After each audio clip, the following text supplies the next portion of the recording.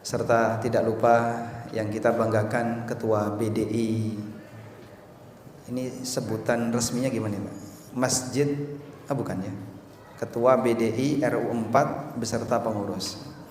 Ini mohon maaf karena banyak sekali yang harus saya sebutkan, jadi salah satu saja Pak.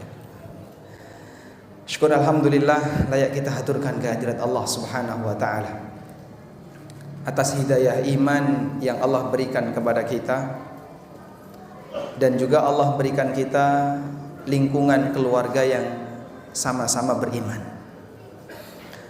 Tadi mengawali acara ini telah dibacakan firman Allah Subhanahu wa taala yang menggambarkan bagaimana Allah memberikan kesempurnaan nikmat bagi penduduk surga, di mana kelak mereka akan dikumpulkan dengan satu syarat.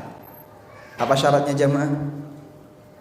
Semuanya beriman, sama-sama mukmin. Sehingga ketika ada orang beriman dan anak keturunannya juga beriman, keluarganya beriman, istrinya beriman, Allah Subhanahu wa taala akan kumpulkan mereka bersama untuk menikmati surganya. Karena bagian dari kesempurnaan nikmat adalah ketika seseorang mendapatkan kenikmatan dan dia bisa merasakan kenikmatan itu bersama anggota keluarganya. Tadi dikasih ilustrasi ya, dalam sambutan yang disampaikan oleh Pak GM, dibacakan oleh Pak Ketua BDI, seperti kita ketika lebaran. Nuansa lebaran itu kan nuansa di mana kita sedang berbahagia. Ketika ada satu anggota keluarga yang belum ngumpul, biasanya gimana Pak? Kita cari, ditelepon, kapan pulang, kapan kau bisa ketemu dengan keluarga, kapan bisa ketemu dengan orang tua. Sehingga di saat ada satu anggota keluarga yang belum ngumpul, kita kehilangan.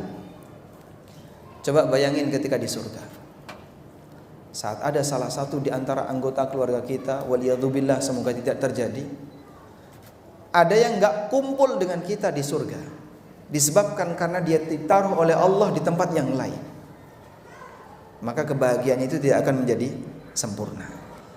Dan insya Allah nanti kita akan lihat bagaimana perjuangan para nabi yang diceritakan oleh Allah dalam Al-Quran, agar mereka bisa kumpul bersama keluarganya di surga. Perjuangan para nabi agar mereka bisa membersamai orang tuanya, membersamai anaknya dalam iman. Sehingga dari situlah contoh potret manusia yang paling bahagia, yaitu para nabi. Ternyata mereka juga memperjuangkan untuk bisa masuk surga bersama keluarga. Sehingga tema seperti ini jamaah adalah tema yang merupakan bagian dari perjuangan yang dilakukan oleh para nabi masa silam. Baik. Dan tidak lupa kita mengucapkan salat dan salam kepada junjungan kita Nabi Agung Muhammad sallallahu alaihi wasallam atas perjuangan beliau dan bagaimana sikap gigih beliau dalam mempertahankan agama ini. Sampai beliau ketika diperintahkan oleh Allah Ta'ala, wa anzir ashiratakal aqrabin, berikanlah peringatan kepada para kerabatmu yang terdekat. Dakwah pertama yang dilakukan oleh Nabi SAW disampaikan kepada siapa Pak? Keluarganya, kerabat terdekatnya. Rasulullah SAW menyampaikan kepada mereka, salah satunya pesan kepada Fatimah, ya Fatimatu binta Muhammadin, wahai Fatimah bintu Muhammad, sali mimma lima syi'ti, kau boleh minta hartaku sebanyak apapun, la ughni anki minallahi syai'a, tapi ingat, aku tidak bisa menolongmu di hadapan Allah Subhanahu wa taala.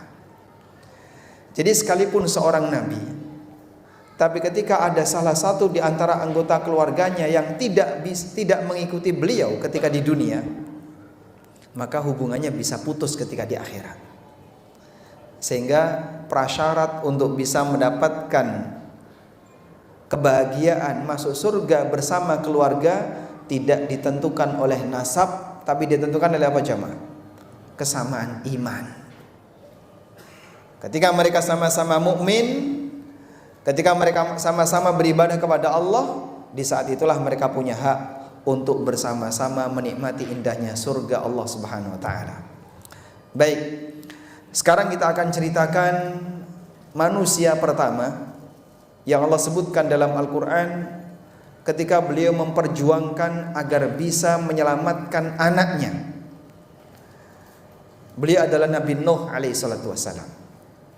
Nabi Nuh alaihi salam ini merupakan rasul yang pertama.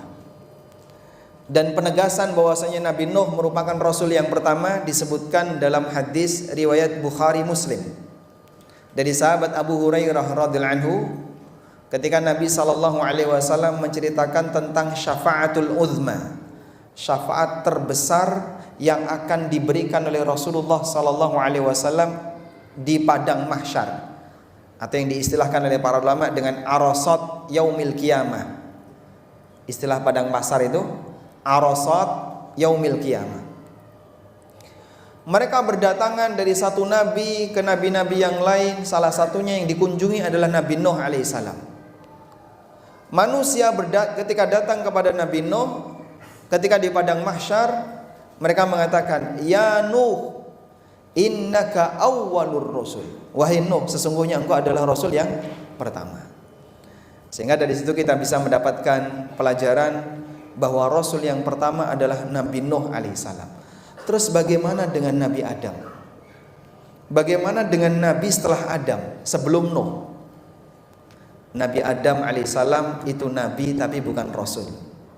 Sebab utusan Allah ada yang Nabi dan ada yang Rasul. Kalau kita bicara Nabi, yang pertama adalah Adam alaihissalam. Abu Dzar bertanya kepada Rasulullah sallallahu alaihi wasallam, "Ya Rasulullah, apakah Adam itu Nabi atau bukan?" Jawab Nabi SAW, Nabiyun mukallam. Adam itu seorang Nabi yang diajak bicara langsung oleh Allah. Sehingga kalau kita bicara Nabi yang pertama, siapa beliau? Bapak pertama manusia, Adam alaihissalam. Tapi kalau kita bertanya tentang siapakah Rasul yang pertama, jawabannya bukan Adam, tapi Nabi Nuh alaihissalam. Beliau adalah Rasul yang pertama. Baik. Dan kita tidak sedang membahas perbedaan antara Nabi dan Rasul. Bagian ini intinya kita mau memberikan garis bawah bahwa Rasul adalah, bahwa Nabi Nuh alaihissalam adalah Rasul yang pertama. Allah menceritakan tentang kondisi Nuh alaihissalam. Nabi Nuh diperintahkan oleh Allah untuk membuat kapal. Ketika sudah tidak ada lagi di antara umatnya yang mau beriman kepada beliau. Lalu kemudian datanglah banjir besar yang menenggelamkan seluruh permukaan bumi. Dan hanya itu kejadian banjir besar yang mematikan semua penduduk bumi kecuali mereka yang naik di kapalnya Nabi Nuh. Ada satu orang yang sangat diharapkan oleh Nabi Nuh untuk bisa ikut bersamanya. Siapa beliau, Pak? Anaknya. Allah ceritakan hal ini di surat Hud ayat 45 sampai 46. Wa nada Nuhur rabbahu. Nuh memanggil Rabbnya. Faqala rabbi inna bni min ahli. Ketika anaknya sudah ditenggelamkan oleh Allah, atau di ayat sebelumnya Allah Subhanahu wa taala menyatakan Nuh memanggil anaknya. Ya bunayyar kam ma'ana. Wahai anakku, ayo naik bersamaku. Qala sa'awi ila jabalin ya'simuni minal ma'. Apa yang dikatakan oleh anaknya? Aku akan berlindung naik ke gunung yang tinggi, ya'simuni minal ma', sehingga gunung itu akan melindungiku dari air. Lalu dijawab oleh Nuh, qala la 'asima 'alaikumul yaum min amrillah. Hari ini tidak akan ada satupun di antara kalian yang bisa berlindung dari ketetapan Allah. Fahala bainahumal mauju fakana minal mughraqin. Lalu kemudian mereka dihempas oleh ombak, sehingga antara Nuh dengan anaknya ada ombak tinggi yang menghalanginya, fakana minal mughraqin, kemudian anaknya tenggelam. Kata para ulama begini, Pak, Waktu Nabi Nuh mengajak anaknya untuk naik perahu, beliau berarti mengajak anaknya untuk apa? Untuk selamat. Dan itu adalah dakwah, ajakan yang baik. Tapi anaknya pakai alasan logika. Gimana alasan logika anaknya? Anaknya mengatakan, sa'awi ilal jabali ya'simuni minal ma. Aku akan naik ke gunung yang tinggi sehingga bisa melindungiku dari air. Ini jawaban pakai apa? Pakai logika, pakai akal. Lalu dibalas oleh Nuh dengan wahyu. Dan beliau mengatakan, qala la asima alaikumul yauma min amrillah. Nuh mengatakan, tidak akan ada satupun di antara kalian yang mampu untuk berlindung dari ketetapan Allah hari ini. Akal bicara, wahyu bicara. Bagaimana hasilnya? Ayat yang ketiga mengatakan, wa hala bainahumal mauju fakana minal mughraqin. Hasilnya adalah di ayat yang ketiga. Ada ombak gede yang kemudian menghalangi mereka berdua, dan kemudian anaknya tenggelam. Sehingga bisa jadi ketika ada orang yang berdakwah, dia pakai alasan dalil, lalu orang yang tidak menerima pakai alasan logika. Bagaimana hasil akhirnya? Nanti coba kita lihat bagaimana kondisi mereka setelahnya. Sehingga jamaah yang dimuliakan Allah Subhanahu wa taala, dalam posisi ini Nabi Nuh bersedih. Beliau kehilangan anaknya di dunia. Maka beliau memperjuangkan bagaimana agar bisa bertemu anaknya di akhirat. Sehingga kalaupun anaknya tidak bisa diselamatkan fisiknya ketika di dunia karena dia mati tenggelam bersama yang lain, maka beliau berdoa kepada Allah memohon agar anaknya diampuni oleh Allah. Itulah yang Allah ceritakan di surat Hud ayat yang ke-45 di lanjutan ayat, wa nada nuhur rabbahu. Setelah anaknya ditenggelamkan, Allah katakan, Nuh memanggil Rabbnya. Faqala, lalu beliau berdoa, Rabbi inna bni min ahli. Ya Allah, sesungguhnya anakku adalah keturunanku. Wa inna wa'dakal haqqu. Dan sesungguhnya janjimu itu benar. Wa anta ahkamul hakimin. Dan engkau adalah zat yang paling bijaksana. Ini perjuangan Nabi Nuh untuk apa, Pak? Menyelamatkan anaknya. Jadi kalaupun beliau sudah kehilangan anak ketika di dunia, mati dalam kondisi anaknya ditenggelamkan oleh Allah, beliau punya satu harapan, semoga masih bisa ketemu anaknya di akhirat. Tapi kaidah dalam masalah ini, orang yang mati kafir tidak boleh masuk surga. Maka ketika Nuh sedang memperjuangkan anaknya, berdoa agar anaknya diampuni oleh Allah, Allah Subhanahu wa taala memberikan peringatan kepada Nuh. Allah kasih teguran di lanjutan ayat. Qala, Allah berfirman, ya Nuh, wahai Nuh, innahu laisa min ahlik. Sesungguhnya anakmu itu bukan keluargamu. Jadi jamaah, ketika orang itu beda agama, pada waktu salah satu meninggal dunia, maka hubungannya putus. Sehingga tidak ada lagi izin untuk boleh saling mendoakan, tidak boleh untuk memintakan ampunan, bahkan sampai urusan harta diputus oleh syariat. Makanya Nabi SAW mengatakan, la yarithul mu'minul kafira walal kafirul muslima. La yarithul muslimul kafira walal kafirul muslima. Orang yang kafir tidak bisa memberikan warisan kepada orang mukmin, dan orang mukmin tidak bisa memberikan warisan kepada orang kafir. Sehingga sampai hubungan waris itu putus gara-gara apa? Salah satu meninggal dalam kondisi beda agama. Ini lain halnya ketika kita masih dalam kondisi sama-sama beriman. Ikatan iman inilah yang akan mengabadikan hubungan. Sehingga boleh saling mendoakan, boleh saling memohonkan ampun, jenazahnya disolati, warisannya bisa dibagikan, dengan syarat agamanya sama. Maka ikatan iman itu abadi. Sedangkan ikatan nasab mungkin saja putus. Karena itu ketika Allah Subhanahu wa taala menegur Nabi Nuh, disebabkan karena Nabi Nuh memohonkan agar Allah mengampuni anaknya, Allah katakan, innahu laisa min ahlik, innahu amalun ghairu salih. Anakmu itu bukan keluargamu. Itu amal yang tidak saleh. Fala tas'alni ma laysa laka bihi ilm. Oleh karena itu janganlah kamu meminta kepadaku dengan permohonan di mana kau tidak punya ilmunya. Inni a'idzuka an takuna minal jahilin. Aku kasih peringatan kepada kamu wahai Nuh, jangan sampai kau menjadi orang yang bodoh. Masya Allah. Pak, kadang kita membaca ayat ini, saya merenungkan betapa sedihnya Nabi Nuh ketika itu. Coba bayangkan ya. Pertama, beliau kehilangan anaknya. Yang kedua, beliau perjuangkan agar anaknya diampuni oleh Allah. Tapi yang terjadi apa, Pak? Permohonan ini ditolak oleh Allah. Dan di saat yang sama Nabi Nuh disalahkan oleh Allah. Kenapa? Karena beliau memohonkan ampunan untuk anaknya yang mati kafir. Sampai dikatakan, innahu laisa min ahlik. Anakmu bukan keturunanmu. Lalu dikasih peringatan oleh Allah, jangan kau meminta sesuatu yang kau nggak punya ilmunya. Makanya berdoa kepada Allah itu ada aturannya, Pak. Berdoa kepada Allah tapi isi doanya itu ngawur, itu disebut berdoa tanpa ilmu. Nabi Nuh ketika berdoa kepada Allah memohon agar anaknya diampuni, dikatakan oleh Allah, fala tas'alni ma laisa laka bihi ilm. Janganlah kamu minta kepadaku sesuatu yang kau nggak punya ilmunya. Sehingga doa juga ada aturannya. Konten doa itu juga perlu diperhatikan. Dan yang ketiga, Nuh disebut oleh Allah Ta'ala, inni a'idzuka an takuna minal jahilin. Aku kasih peringatan kepadamu, jangan sampai kau jadi seperti orang bodoh. Berarti berdoa seperti ini termasuk tindakan kebodohan.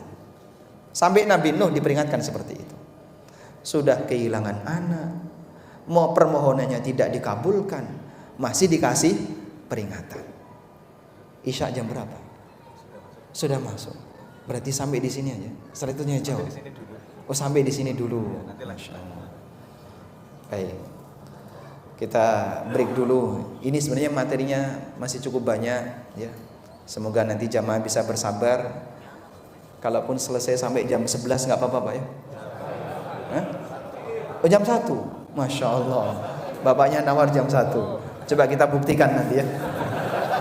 Baik, demikian yang bisa kita sampaikan untuk sesi yang pertama. Kita break untuk salat Isya. Wassallallahu ala nabiyyina Muhammadin wa ala alihi wa sahbihi wasallam.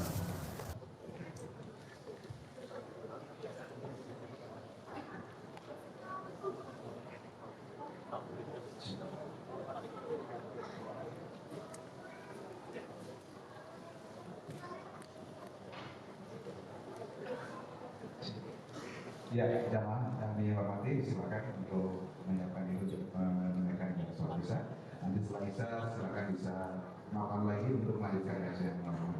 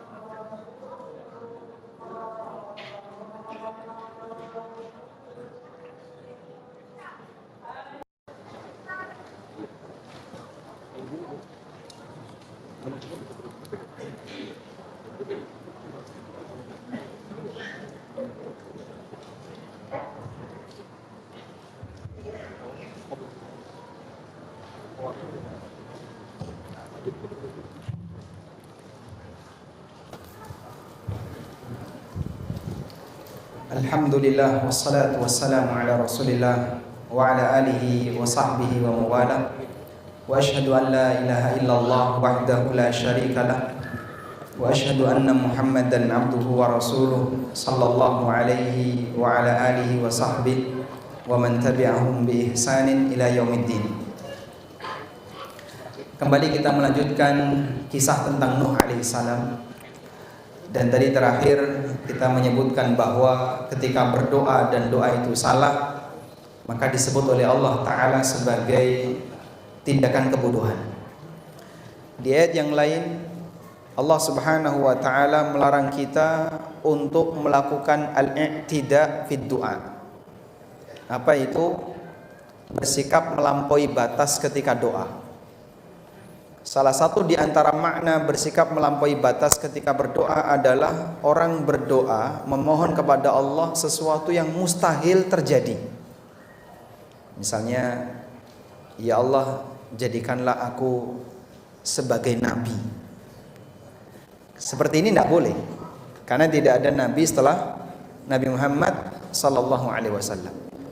Atau misalnya ada orang yang berdoa, ya Allah, jadikanlah aku seperti Superman, yang bisa terbang, punya kekuatan superhero dan seterusnya. Seperti ini juga nggak boleh, karena tidak mungkin manusia punya kemampuan seperti itu. Saya pernah dapat pertanyaan dan saya jawab seperti yang tadi kita sampaikan, nggak boleh kita melakukan i'tida berdoa, karena Allah Ta'ala mengatakan wala takunu minal mu'tadin, janganlah kalian menjadi orang yang melakukan i'tida, melampaui batas. Ada ibu-ibu yang ditinggal mati oleh suaminya, saking sedihnya sehingga beliau tanya, Pak Ustadz, boleh nggak saya berdoa mohon kepada Allah agar suami saya dibangkitkan kembali? Kalau ibu bisa seperti itu, maka ibu punya mukjizat seperti Nabi Isa, dan itu tidak mungkin. Dan doa kayak gini tidak boleh, meskipun bisa jadi doa itu berangkat dari rasa cinta yang luar biasa, berangkat karena ingin membersamai suaminya, tapi kayak gini nggak boleh. Orang yang sudah mati tidak mungkin dihidupkan kembali oleh Allah ketika di dunia. Nanti kalau di akhirat mereka akan dibangkitkan kembali oleh Allah Subhanahu wa Ta'ala. Baik, selanjutnya kita akan beralih kepada kisah yang kedua. Kisah yang kedua adalah perjuangan yang dilakukan oleh Nabiullah Ibrahim alaihissalatu wassalam. Nabi Ibrahim alaihissalatu wassalam imamut tauhid, imam dalam masalah tauhid. Beliau berdakwah dalam menegakkan kalimatut tauhid, sampai salah satu di antara doa yang masyhur dari Ibrahim yang membuat sebagian ulama menangis. Kalimatnya gimana? Wajnubni wa baniya an na'budal asnam. Jauhkanlah diriku dan anak keturunanku agar tidak menyembah berhala. Ada nggak di antara kita yang pernah berdoa seperti itu, Pak? Ya Allah, lindungilah aku, jangan sampai aku dan anak keturunanku menyembah berhala. Pernah kita berdoa kayak gitu, Pak? Mungkin kita tidak pernah berdoa kayak gitu, karena kita tidak membayangkan kalau itu sesuatu yang berbahaya.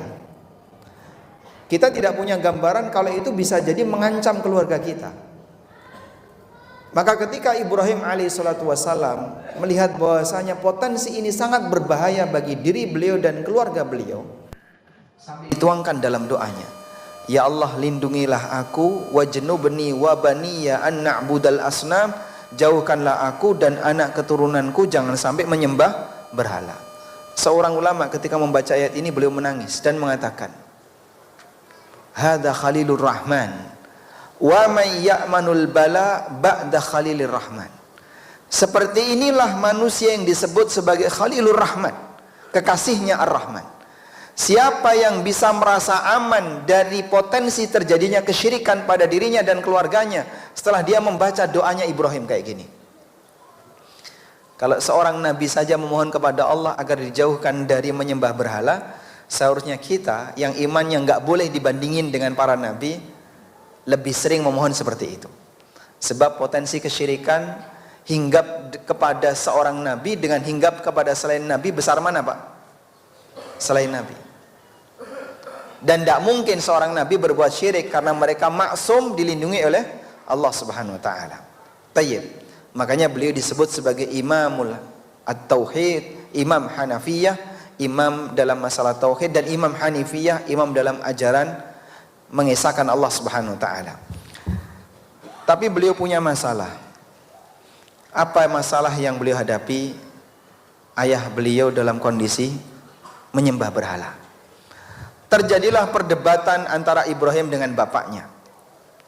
Dan salah satu di antara yang dinyatakan oleh Ibrahim, Allah sebutkan di surat Al-An'am ayat 74. Wa idh qala Ibrahimu li abihi Azar. Ingatlah ketika Ibrahim mengatakan kepada bapaknya Azar, atattakhidhu asnaman alihah. Wahai bapakku, apakah engkau akan menjadikan berhala-berhala itu sebagai Tuhan? Inni araka wa qaumaka fi dhalalim mubin. Aku melihat diri anda dan masyarakat anda itu berada dalam kesesatan yang nyata. Umatnya Nabi Ibrahim, mereka penganut paganisme dengan membuat berhala, di mana berhala itu diyakini sebagai perwakilan dewa-dewa yang berada di langit. Sehingga mereka meyakini arwah orang-orang soleh itu berada di bintang-bintang yang ada di langit. Lalu arwah itu diwujudkan dalam bentuk berhala untuk disembah oleh penduduk bumi. Makanya Ibrahim ketika berdebat dengan kaumnya, beliau menunjukkan apa? Aneka kuasa Allah Subhanahu wa taala yang ada di alam raya. Ada matahari, kemudian matahari itu disembah, ada bulan-bulan disembah, ada bintang-bintang disembah, karena kaumnya itu menyembah benda-benda langit. Dianggap kalau benda langit ini adalah mewakili arwah orang-orang saleh, dan mereka dimintai doa, dan wujudnya adalah berhala yang dibuat di dunia, di bumi. Baik. Maka Ibrahim ketika melihat bapaknya seperti itu, dia memperjuangkan agar bapaknya mau masuk Islam. Tapi Masya Allah, bapaknya menolak dakwah Ibrahim. Sampai dalam sebagian ayat Allah Subhanahu wa ta'ala menyebutkan, la illam tantahi la arjumannaka wahjurni maliya. Kalau kamu tidak menghentikan itu tidak menghentikan dakwahmu itu wahai Ibrahim, la arjumannaka, tak balangi kamu dengan batu, tak lempar kamu dengan batu. Wahjurni maliya, dan tinggalkan aku, enggak usah dekat-dekat dengan aku. Lalu Ibrahim apa yang boleh katakan? Qala salamun alaika. Ketika dikatakan oleh bapaknya, Ibrahim disuruh minggat dari rumahnya, disuruh pergi dari rumahnya, Ibrahim mengatakan, qala salamun alaika, semoga keselamatan untukmu wahai bapakku. La astaghfiranna laka wa la amliku laka minallahi syai'a. Aku akan memohonkan ampunan untukmu. Sehingga beliau berdoa kepada Allah agar ayahnya diampuni. Tapi permohonan ini ditolak oleh Allah Subhanahu wa taala. Sampai diceritakan oleh Rasulullah sallallahu alaihi wasallam, debat itu berlangsung hingga kiamat. Pada waktu di hari kiamat, Allah mempertemukan Ibrahim dengan bapaknya. Diceritakan oleh Nabi sallallahu alaihi wasallam dalam hadis riwayat Bukhari. Rasulullah sallallahu alaihi wasallam bersabda, "Yalqa Ibrahimu abahu Azara yaumal qiyamah." Ibrahim akan bertemu dengan bapaknya yaitu Azar kelak di hari kiamat. Wa ala wajhi Azar qataratun wa ghabarah. Sementara di wajahnya Azar itu penuh dengan debu. Wajahnya Azar dipenuhi dengan debu. Fayaqulu lahu Ibrahim, kemudian Ibrahim berkata kepada bapaknya, "Alam aqul laka la ta'sini." Bukankah dulu aku sudah pernah katakan kepada bapak, ikuti aku, jangan menyimpang dari ajaranku. Fayaqulu abuhu, kemudian bapaknya mengatakan, fal yauma la a'sika, hari ini aku tidak akan menyimpang dari ajaranmu. Tapi kalau sudah kiamat Pak, ketaatan orang berguna nggak Pak? Nggak berguna. Iman sudah tidak lagi berguna, orang bertobat sudah berhenti masanya, sehingga mau taat sudah nggak bisa diterima. Sampai ayahnya Ibrahim mau mengikuti Ibrahim. Dan Ibrahim mengatakan, bukankah dulu sudah aku sampaikan kepada bapak, taati aku, Jangan menyimpang dari ajaranku. Sekarang aku mau mentaatimu. Sekarang sudah telat. Hari kiamat bukan waktunya untuk beramal. Sekaranglah waktunya untuk beramal. Dikatakan oleh Ali radhiyallahu anhu, al-yauma amalun wala hisab, wal ghaddu hisabun wala amal. Hari ini isinya amal, enggak ada hisab. Besok isinya hisab, enggak ada amal. Sehingga kesempatan kita tinggal hari ini jamaah, saat kita masih hidup di dunia. Fayaqulu Ibrahim, maka Ibrahim mengajukan pembelaan kepada Allah. Ya Rabbi, wahai Rabbku, innaka wa'adtani alla tukhzini yauma yub'atsun. Engkau telah memberikan janji kepadaku bahwa engkau tidak akan membuatku sedih ketika manusia dibangkitkan, yaitu ketika kiamat. Wahai Rabbku, engkau telah memberikan janji kepadaku kalau engkau tidak akan membuatku sedih di hari kiamat.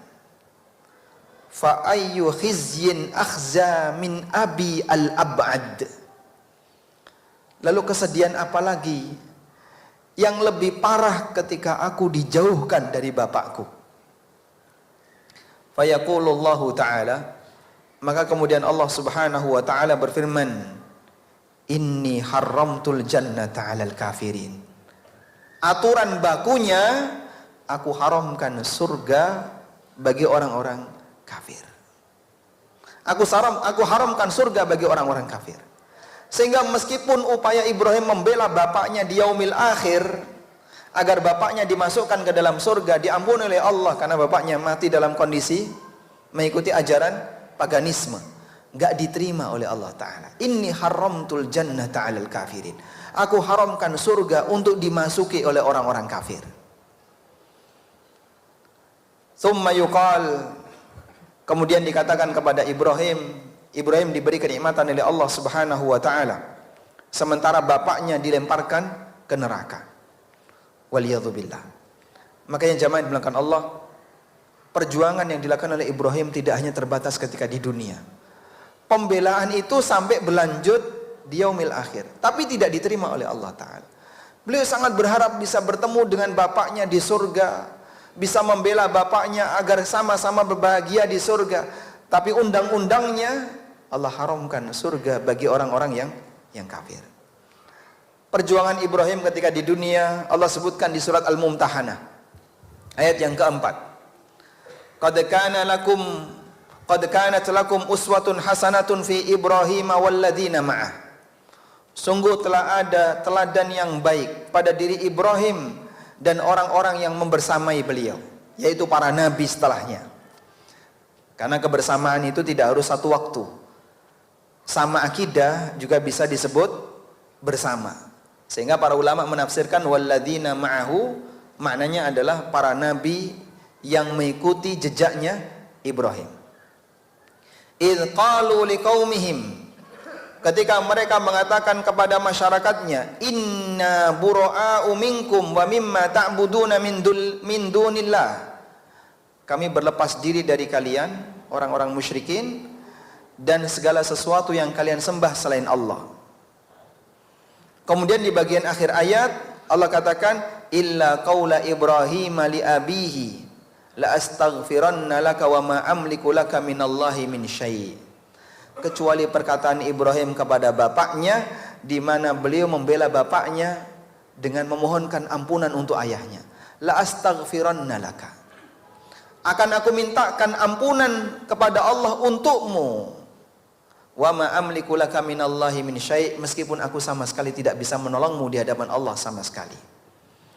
Sehingga jamaah dimulakan Allah, ini contoh perjuangan para nabi yang diceritakan oleh Allah dalam Al-Quran. Bagaimana mereka menghendaki agar para keluarganya diselamatkan oleh Allah.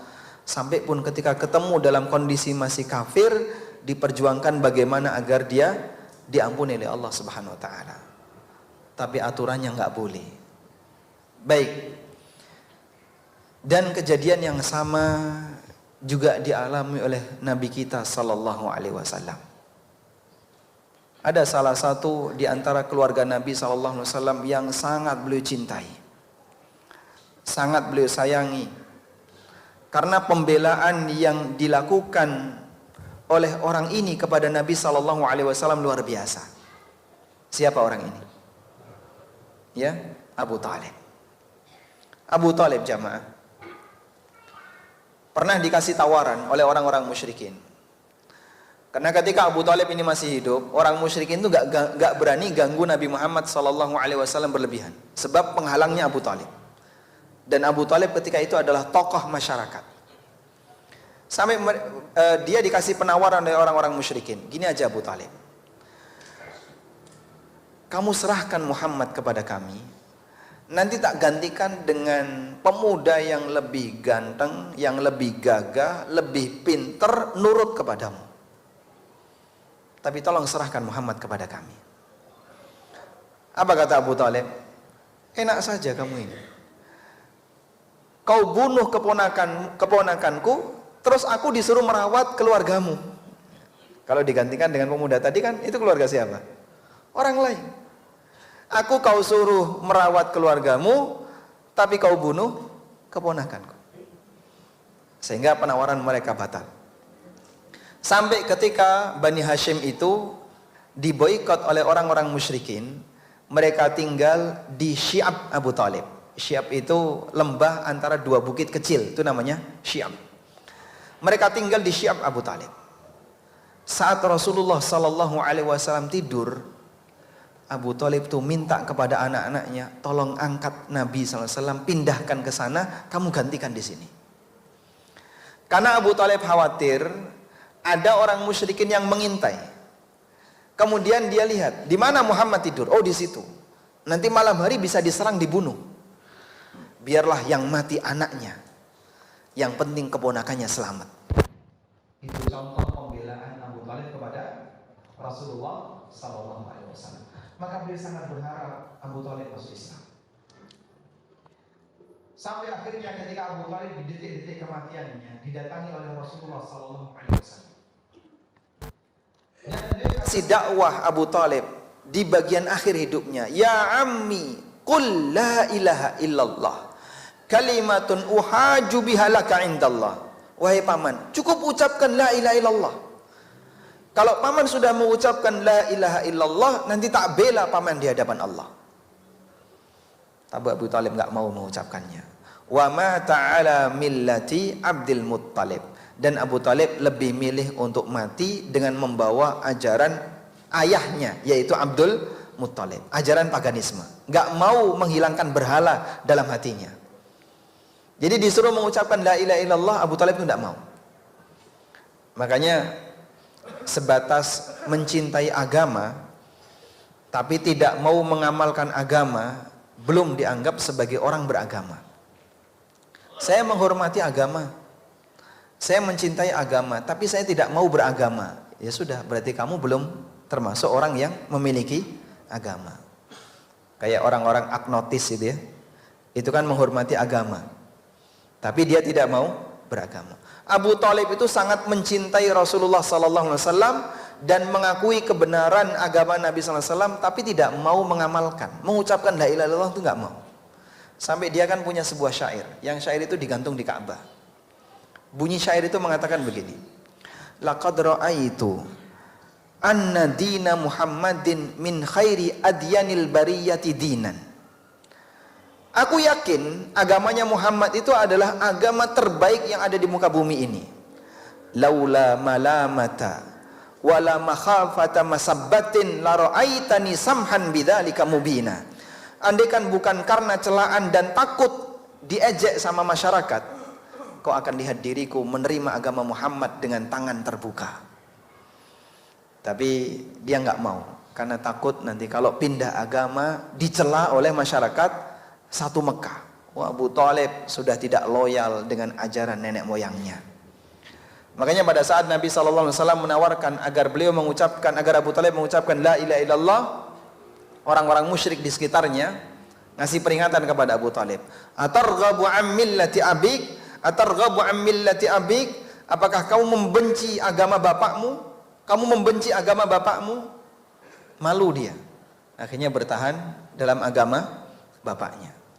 Sebab la ilaha illallah itu bertentangan dengan ajaran musyrikin Quraisy yang ada di Mekah, termasuk ajarannya Abdul Muttalib, kakeknya Rasulullah sallallahu alaihi wasallam.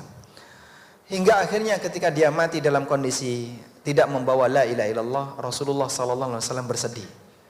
Di saat itulah Allah Ta'ala menurunkan firman-Nya di surat Al-Qasas ayat 56. Innaka la tahdi man ahbabta walakinnallaha yahdi may yasha.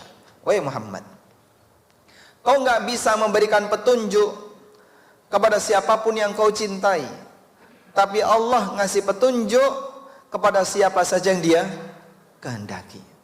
Maka hak yang memberikan petunjuk itu Allah. Nabi sallallahu alaihi wasallam hanya bisa menjelaskan, namun taufik datang dari siapa, Pak? Allah. Sehingga orang kalau nggak dikasih taufik oleh Allah Ta'ala, dia nggak akan mengikuti kebenaran, meskipun penjelasan ada di hadapan matanya. Rasulullah sallallahu alaihi wasallam bersedih ketika itu, dan para ulama ahli tafsir sepakat bahwa Al-Qasas ayat 56, innaka la tahdi man ahbabta walakinnallaha yahdi may yasha, ini turun fi sya'ni Abi Thalib, turun berkaitan dengan kejadian matinya Abu Thalib yang dia meninggal dalam kondisi tidak mengucapkan la ilaha illallah.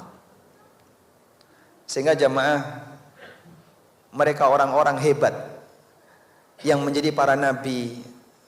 Ada Nuh alaihissalam, ada Ibrahim alaihissalam, ada Nabi kita Muhammad sallallahu alaihi wasallam. Keluarganya itu ada yang tidak masuk Islam, dan mereka sedih kehilangan salah satu di antara anggota keluarganya yang tidak beriman. Maka kalau bapak ibu dalam posisi seluruh anggota keluarganya mukmin, orang tuanya mukmin, anak-anaknya mukmin, kanan kirinya mukmin, layak untuk kita syukuri jamaah. Nabi SAW saja kehilangan salah satu pamannya yang beliau cintai dalam posisi dia mati tidak membawa iman.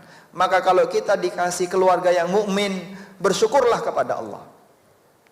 Semoga iman ini tetap bertahan sampai akhir hayat kita semuanya, sehingga nanti kita dipertemukan oleh Allah di surga. Nah, tentang pertemuan itu Allah sebutkan pada ayat yang tadi dibaca oleh qari. Allah Subhanahu wa taala berfirman, "Walladzina amanu wattaba'athum dzurriyyatuhum biimanin alhaqna bihim dzurriyyatahum wa ma alatnahum min amalihim min syai'." Orang-orang yang beriman dan anak keturunannya juga ikut beriman. Alhaqna bihim dzurriyyatahum, maka akan aku pertemukan mereka bersama dengan keturunannya. Yang jadi pertanyaan begini, lalu bagaimana caranya Allah mempertemukan seseorang dengan anggota keluarganya ketika di surga? Padahal bisa jadi derajat mereka di surga itu berbeda-beda. Surga itu bertingkat atau satu tingkatan jemaah? Ya, bertingkat. Yang paling tinggi namanya apa, Pak? Namanya Firdaus. Makanya Nabi SAW mengajarkan kepada kita, kalau minta surga jangan tanggung-tanggung. Artinya kalau kita punya cita-cita bahagia di akhirat, itu jangan nanggung. Gapai cita-cita yang tertinggi. Kalaupun meleset, turunnya kan masih di bawahnya. Sehingga jangan minta yang paling rendah. Ya Allah, kasih saja emperan surga, ya Allah, nggak apa-apa. Kalau kemudian doa ini gagal, nggak dikabulkan, kan turun. Kalau sudah di bagian tepi paling bawah, emperan surga, turunnya kemana, Pak? Neraka, waliyadzubillah. Tapi kalau Anda minta yang tinggi, kalaupun tidak dikabulkan, turun ya nggak sampai jatuh ke neraka. Sehingga Rasulullah SAW ajarkan, idza sa'altumullahal jannah fas'aluhul firdaus fa innahu a'lal jannah wa awsatuha. Kalau kamu minta surga dari Allah, maka mintalah Firdaus. Karena Firdaus itu adalah surga yang paling tinggi dan surga yang paling indah. Ausat maknanya paling indah. Bukan paling tengah ya, tapi paling indah. Baik. Allah Subhanahu wa taala menyebutkan bahwa mereka akan dipertemukan di surga. Lalu bagaimana caranya? Kadang dalam satu keluarga jamaah ada orang tua yang lebih bertakwa dibandingkan anaknya. Ada anak yang lebih bertakwa dibandingkan orang tuanya. Berbeda-beda tingkat takwanya. Sehingga karena tingkat takwanya berbeda, kemungkinan besar saat mereka masuk surga derajatnya berbeda.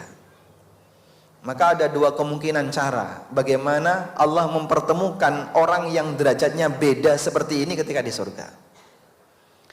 Cara yang pertama, Allah Subhanahu wa ta'ala memanggil orang yang berada di surga lebih tinggi.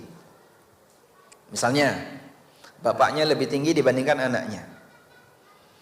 Bapaknya di grade nomor 10, anaknya di grade nomor 5 misalnya. Lalu Allah Subhanahu wa ta'ala memanggil bapaknya.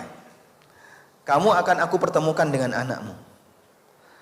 Namun karena anakmu berada di surga nomor 5, maka derajat kamu di surga aku turunkan jadi ke nomor 5. Ini kemungkinan yang pertama. Kemungkinan yang kedua, mereka yang berada di grade lebih rendah diangkat oleh Allah sehingga bisa naik ke grade yang lebih tinggi untuk ketemu dengan keluarganya yang berada di tingkatan surga lebih tinggi. Sehingga si anak disampaikan, bapakmu ada di atas, dan untuk melengkapi kebahagiaan bapakmu akan aku pertemukan kamu dengan bapakmu. Maka dia dinaikkan ke grade yang lebih tinggi. Baik, dari dua ini menurut penjelasan ayat yang tadi disampaikan, mana yang memungkinkan, Pak? Pertama atau kedua? Yang mana? Yang kedua. Kenapa enggak yang pertama, Pak?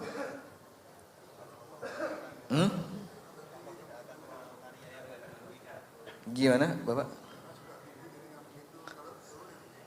Kalau turun dirugikan ya. Potong gaji itu nggak boleh. Kalau naik boleh ya. Makanya kalau sudah terlanjur ngasih gaji gede ke karyawan, itu kadang perusahaan mau motong nggak berani. Tapi kalau naikkan gaji karyawan, rasanya gampang, Pak ya. Gampang. Baik. Jadi dalam posisi ketika berada di atas itu diturunkan, maka berarti Allah telah mendolimi orang ini. Dan Allah tidak berbuat zalim. Wa mallahu bidzallamin lil abid. Allah tidak akan mendolimi hambanya. Sampai mengurangi derajat surga hambanya itu mustahil bagi Allah. Karena ini tindakan kezaliman. Berbeda dengan menaikkan yang harusnya dapat bawah ditaruh di atas. Ini adil atau tidak? Adil atau tidak? Saya mau tanya, Pak. Misalnya begini. Ada 5 karyawan. Saya punya 5 karyawan. Saat mereka saya terima untuk bekerja, semuanya taken MOU, tertulis masing-masing akan mendapatkan gaji 2 juta per bulan. Sudah? Bulan ini saya akan kerja. Akhir bulan A, B, C sampai E, A sampai D saya gaji 2 juta. Yang E saya gaji 3 juta. Sudah? Sehingga yang E saya kasih tambahan lebih banyak. Menurut Bapak, tindakan saya ini adil atau tidak? Adil. Adil melihat prestasi. Sehingga ketika saya kasih tambahan kepada E gaji lebih banyak, A, B, C, D tahu, boleh nggak dia protes? Dia boleh protes nggak? Kenapa nggak boleh? Karena baik. Jadi begini, Pak. Perbuatan Allah itu ada 2. Ada adil, ada fadl. Sudah? Adil itu adalah Allah memberikan balasan setingkat dengan amal. Itu namanya adil. Kalau fadl, Allah melebihkan balasan melebihi dari tingkatan amal. Namanya apa? Fadl. Sehingga yang seharusnya berada di surga grade 5, namun karena bapaknya ada di atas, maka dia dinaikkan ke surga grade 10. Ini bukan adil. Loh, kok nggak adil, Pak? Katanya Allah Maha Adil. Ini namanya fadl. Fadl itu adil plus. Adil wa zaid, itu namanya fadl. Sehingga Allah kasih tambahan karunia. Dan Allah tidak mendolimi siapapun. Jadi nggak ada ceritanya amalmu tak sedot, tak kasihkan ini biar dia naik. Itu mendolimi orang lain. Kalau sikap saya kepada 5 karyawan tadi, gaji kamu tak kurangi masing-masing 200, 250, tak tambahkan ke E, itu saya mendolimi A, B, C, D, dan pilih kasih dengan E. Dolim itu. Tapi kalau gaji mereka saya penuhi masing-masing 2 juta, E saya kasih 3 juta, tanpa mengurangi A, B, C, D, maka saya tidak dolim. Dan mereka nggak protes. Tapi nggak adil. Kenapa nggak adil? Lah kamu ngasih E lebih banyak. Apakah saya mengurangi gaji kalian? Tidak. Tapi kenapa E dikasih lebih banyak? Terserah saya, itu duit saya kok ya. Mau saya kasih E 3 juta, 5 juta kan terserah saya. Karena ini duit saya. Paham Pak? Baik. Makanya ada adil, ada fadl. Sehingga ketika ada seorang suami ngasih nafkah istrinya pas ngepres Pak, kurang dari itu mati misalnya ya. Misalnya ya. Atau kurang dari itu istrinya ngutang ya. Lalu suaminya ngasih nafkah lebih sampai turah-turah, sisa-sisa, maka ini suami yang fadl, bukan sebatas adil. Ya, Bapak kayak gitu ya? Masya Allah. Baik, kembali ke sini. Sehingga cara yang seperti inilah yang Allah sebutkan dalam Al-Quran. Allah katakan, wa ma alatnahum min amalihim min syai'. Kami tidak mengurangi amal mereka sedikit pun. Jika Allah turunkan orang yang berada di atas ke bawah sehingga bisa bertemu dengan keluarganya yang berada di bawah, berarti Allah mengurangi amalnya. Dan Allah katakan, wa ma alatnahum min amalihim min syai'. Dan kami tidak mengurangi amal mereka sedikit pun. Makanya jamaah, berjuanglah untuk menjadi orang yang surganya tinggi. Karena ketika surga Anda tinggi, harapan kita orang lain yang berada di sekitar keluarga kita ikut naik terkatrol Pak, sehingga surganya jadi tinggi. Maka Bapak menjadi orang yang berjasa bagi keluarganya. Kita mungkin ketika masih hidup nggak bisa ngasih hadiah kepada orang tua dengan hadiah yang istimewa. Saya nggak bisa membelikan rumah untuk bapak saya. Saya nggak bisa ngasih bapak saya ongkos naik haji. Saya nggak bisa menghajikan bapak saya. Saya tidak bisa ngasih sesuatu yang berharga dalam bentuk materi untuk bapak saya. Mungkin ada di antara orang tua kita sudah meninggal sebelum kita sukses. Mungkin ada di antara keluarga kita yang belum pernah mendapatkan manfaat apapun dari sisi materi yang kita miliki, karena kita punya keterbatasan. Tapi masih ada satu harapan besar. Berikan hadiah yang paling istimewa untuk mereka di akhirat. Untuk orang tua kita kasih apa Pak? Tinggikan derajatnya di surga dengan cara perbanyak memohonkan ampunan untuk Allah bagi mereka. Nabi SAW menceritakan, ada orang tua yang masuk surga. Lalu beliau terheran, ya Allah, bi ayyi amalin hadza? Atas dasar amal apa aku bisa mendapatkan derajat surga seperti ini? Karena orang tua ini menyadari amalnya biasa saja, dia orang yang pas-pasan, takwanya biasa saja, tapi kok bisa dapat surga yang tinggi? Fayuqalu lahu, maka disampaikan kepada orang tua ini, bistighfari waladika laka. Ini disebabkan karena istighfar yang dibacakan oleh anakmu untukmu. Sehingga di saat mungkin kita tidak bisa memberikan hadiah yang istimewa untuk orang tua, mungkin mereka belum menikmati, anaknya sekarang mungkin sudah sukses ya, udah jadi misalnya pejabat di salah satu BUMN, tapi bapak saya sudah meninggal dunia. Dulu waktu saya masih rekoso, bapak masih hidup, saya nggak bisa ngasih apa-apa. Sekarang saya punya harta, mau saya kasihkan apa? Tak kirim ke kuburan juga nggak mungkin. Ya mungkin yang bisa dilakukan sedekah atas nama bapak, ya. Atau kemudian apalagi, misalnya beramal atas nama bapak, wakaf atas nama bapak. Tapi yang lebih hebat dari itu adalah istighfar untuk bapak, istighfar untuk kedua orang tua. Itu bisa memberikan manfaat yang besar bagi mereka. Yang kedua jamaah, menghafalkan Quran. Seorang anak yang berbakti kepada orang tuanya, di antara usaha yang bisa dia lakukan adalah memberikan mahkota kemuliaan bagi orang tuanya. Apabila anak itu menghafalkan Quran, maka nanti di yaumil qiyamah orang tuanya dikasih apa, Pak? Mahkota kemuliaan.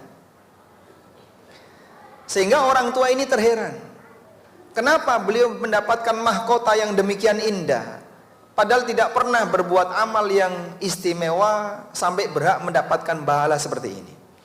Maka dikatakan kepada sang anak, bi akhdhi waladikal Quran, karena anakmu dekat sama Quran. Anakmu rajin menghafal Quran, anakmu rajin membaca Quran. Dengan sebab itu orang tuanya dikasih mahkota kemuliaan. Padahal kita nggak pernah ngasih emas ke orang tua. Dan mahkota ini jauh lebih berharga dibandingkan mahkota emas. Saya sudah usia 60 tahun, Pak. Gimana menghafalkan Quran? Apakah menghafalkan Quran ada batas akhir usia? Ada nggak, Ustaz? Ada? Tidak ada. 60 tahun bisa nggak menghafalkan Quran? Roto angel rapopo ya. Tapi harus ada usaha. Kalau kita ingin memberikan hadiah mahkota kemuliaan kepada orang tua kita, berusahalah untuk mendekat kepada Quran. Banyak membaca, berusaha untuk menghafalkan. Nek ra iso maca pripun, Pak? Jangan dibiarkan. Wis ngerti ra iso kok dibarno, kan keliru, Pak. Nek wis ngerti ra iso pripun? Belajar. Isin nih, Pak. Loh, kok isin pripun? Lah saya sudah tua, masa belajar dari Iqra bata. Nek jenengan isin ya sak lawase dadi wong gak ngerti. Makanya kata Mujahid bin Jabir, ada dua manusia yang gak mau belajar. La yata'allamul ilma mustakbirun wala mustahyin. Yang pertama wong sombong, yang kedua orang yang punya rasa isinan tadi. Isin dalam kebaikan itu tercela. Kalau isin rebutan warisan, nah itu baru terpuji. Isin aku kok rebutan karo dulur masalah warisan, nah itu terpuji kayak gini. Tapi ini urusan warisan ngotot, nek wis ngerti ra iso maca Quran timbarno wae. Alasannya apa? Isin. Udah nggak boleh malu. Kalau sudah ngerti nggak bisa, perjuangkan. Barangkali nanti bisa ngundang guru privat di rumah yang ngajar lebih mudah, nggak apa-apa. Yang penting kita ingin dekat dengan Al-Quran. Baik, yang terakhir, kecelakaan terbesar yang Allah sebutkan dalam Al-Quran dan kerugian terbesar yang Allah sebutkan dalam Al-Quran adalah ketika manusia itu berpisah dari keluarganya di akhirat. Allah sebutkan ini di surat Az-Zumar ayat 15. Qul innal khasirina alladhina khasiru anfusahum wa ahlihim yawmal qiyamah ala dzalika huwal khusranul mubin. Katakanlah wahai Muhammad, innal khasirin, wong sing rugi sak temene, orang yang betul-betul rugi itu adalah alladzina khasiru anfusahum wa ahlihim, adalah orang yang merugikan dirinya dan keluarganya. Yaumal qiyamah, besok ketika di hari kiamat. Ala dzalika huwal khusranul mubin, kaya ngono kuwi kerugian sing paling nyoto. Seperti itulah kerugian yang paling jelas saat dia dipisahkan dengan keluarganya di hari kiamat. Ibnu Katsir rahimahullah mengatakan, ay tafaraqu falaltiqa'a lahum abada. Mereka berpisah sehingga tidak akan ketemu selamanya. Apa sebabnya? Sawa'un dhahaba ahluhum ilal jannah wa qad dhahabuhum ilan nar. Ada orang yang dipisahkan dengan keluarganya karena keluarganya masuk surga, dia sendiri nyemplung neraka. Beda akidah dengan keluarganya. Maka di saat keluarganya berbahagia, dia masuk neraka. Atau yang kedua, au annal jami'a askanun nara walakin lajtima'a lahum wala surura. Atau semuanya nyemplung neraka, satu keluarga masuk neraka. Masuk neraka bersama keluarga, ya. Kebalikan judul dari kajian ini. Falaltiqa'a lahum wala surura, dan mereka sama sekali tidak akan ketemu dan tidak akan bahagia. Jadi kalaupun satu keluarga itu nyemplung neraka kabeh, Pak, rano ceritanya terus reuni ning neraka, Pak. ketemu sanak sedulur ning neraka ya. Lalu saling cerita apa ini? Bukan success story tapi ini cerita gagal sehingga mereka masuk ke dalam neraka. Enggak terjadi kayak gitu. Sebab bagian dari keutamaan dan bagian dari nikmat adalah bisa ketemu orang yang dulu pernah dicintai. Makanya Nabi SAW melarang tawanan itu dipisah. Jadi kalau habis perang ya dapat tawanan. Kadang kan tawanan itu ada yang masih keluarga, kadang ada ibu dengan anak, ada anak dengan saudaranya. Nabi SAW melarang jangan dipisah. Karena kalau memisahkan itu semakin menyakitkan hati mereka. Mereka sudah kalah perang jadi tawanan, masih dipisahkan dengan anggota keluarganya, itu akan semakin sedih. Sehingga beliau melarang jangan memisahkan tawanan dengan anaknya atau dengan ibunya. Baik, tapi ketika di neraka Allah kasih hukuman yang sempurna sehingga saat mereka nyemplung neraka nggak ketemu dengan keluarganya. Waliyadzubillah. Kita mohon kepada Allah Ta'ala semoga Allah anugerahkan bagi kita surganya yang tinggi dan kita bisa menikmati surga bersama keluarga. Wassallallahu ala nabiyyina Muhammadin wa ala alihi wa sahbihi wasallam. Baik Ustadz Amin Nurbais, jazakallah khairan katsir, luar biasa. Sebuah ceramah yang kembali memberikan recas untuk kita sebagai anak untuk bisa berbakti, memberikan yang terbaik buat orang tua. 3 kisah banding dari para rasul yang ternyata mental karena memang aturan Allah sudah baku, tidak ada upaya banding bahkan oleh 3 orang rasul sekalipun. Kemudian targetkan untuk mendapatkan surga tertinggi. Kemudian yang paling akhir tadi adalah upaya bakti kita kepada orang tua ketika tidak sanggup memberikan yang terbaik di dunia karena sudah berpulang, maka mendekatlah dengan Al-Quran. Semoga itu menjadi penolong sekaligus menyematkan mahkota kemuliaan untuk orang tua kita di surga kelak. Baik, sesi diskusi kami buka sesuai dengan rundown kami sampai 20.30. Nanti kami persilahkan untuk bapak-bapak atau untuk ibu-ibu dulu. Sudah ada bapak-bapak. Mikrofon ada satu lagi Pak. Oh ya. Ini coba pakai ini dulu Pak. Oh ya, silakan. Sebutkan. Terima kasih kepada MC yang memberikan waktu untuk kami. Assalamualaikum warahmatullahi wabarakatuh. Waalaikumsalam warahmatullahi wabarakatuh. Terima kasih semua seorangnya Pak Ustadz. Dan tadi Pak Ustadz menyampaikan bahwa kalau Adam itu adalah nabi dan Nuh adalah rasul.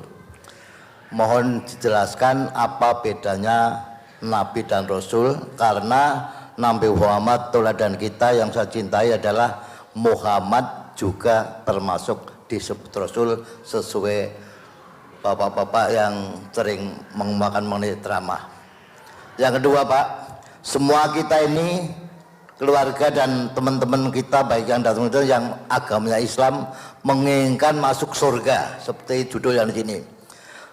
Mereka itu aktif menjalankan ibadah, sering mendengarkan pengajian, tapi dalam doa tadi disebutkan kalau doanya itu tidak pakai ilmu, kemungkinan tidak akan diterima atau samar-samar diterima. Nah ini padahal teman-teman ini banyak yang dia berdoa tapi tidak memakai bahasa Arab, memakai bahasa Indonesia yang menguntungkan si pendoa itu. Demikian mohon diserahkan. Assalamualaikum warahmatullahi wabarakatuh. Nama saya Sumarlan, umur saya 69.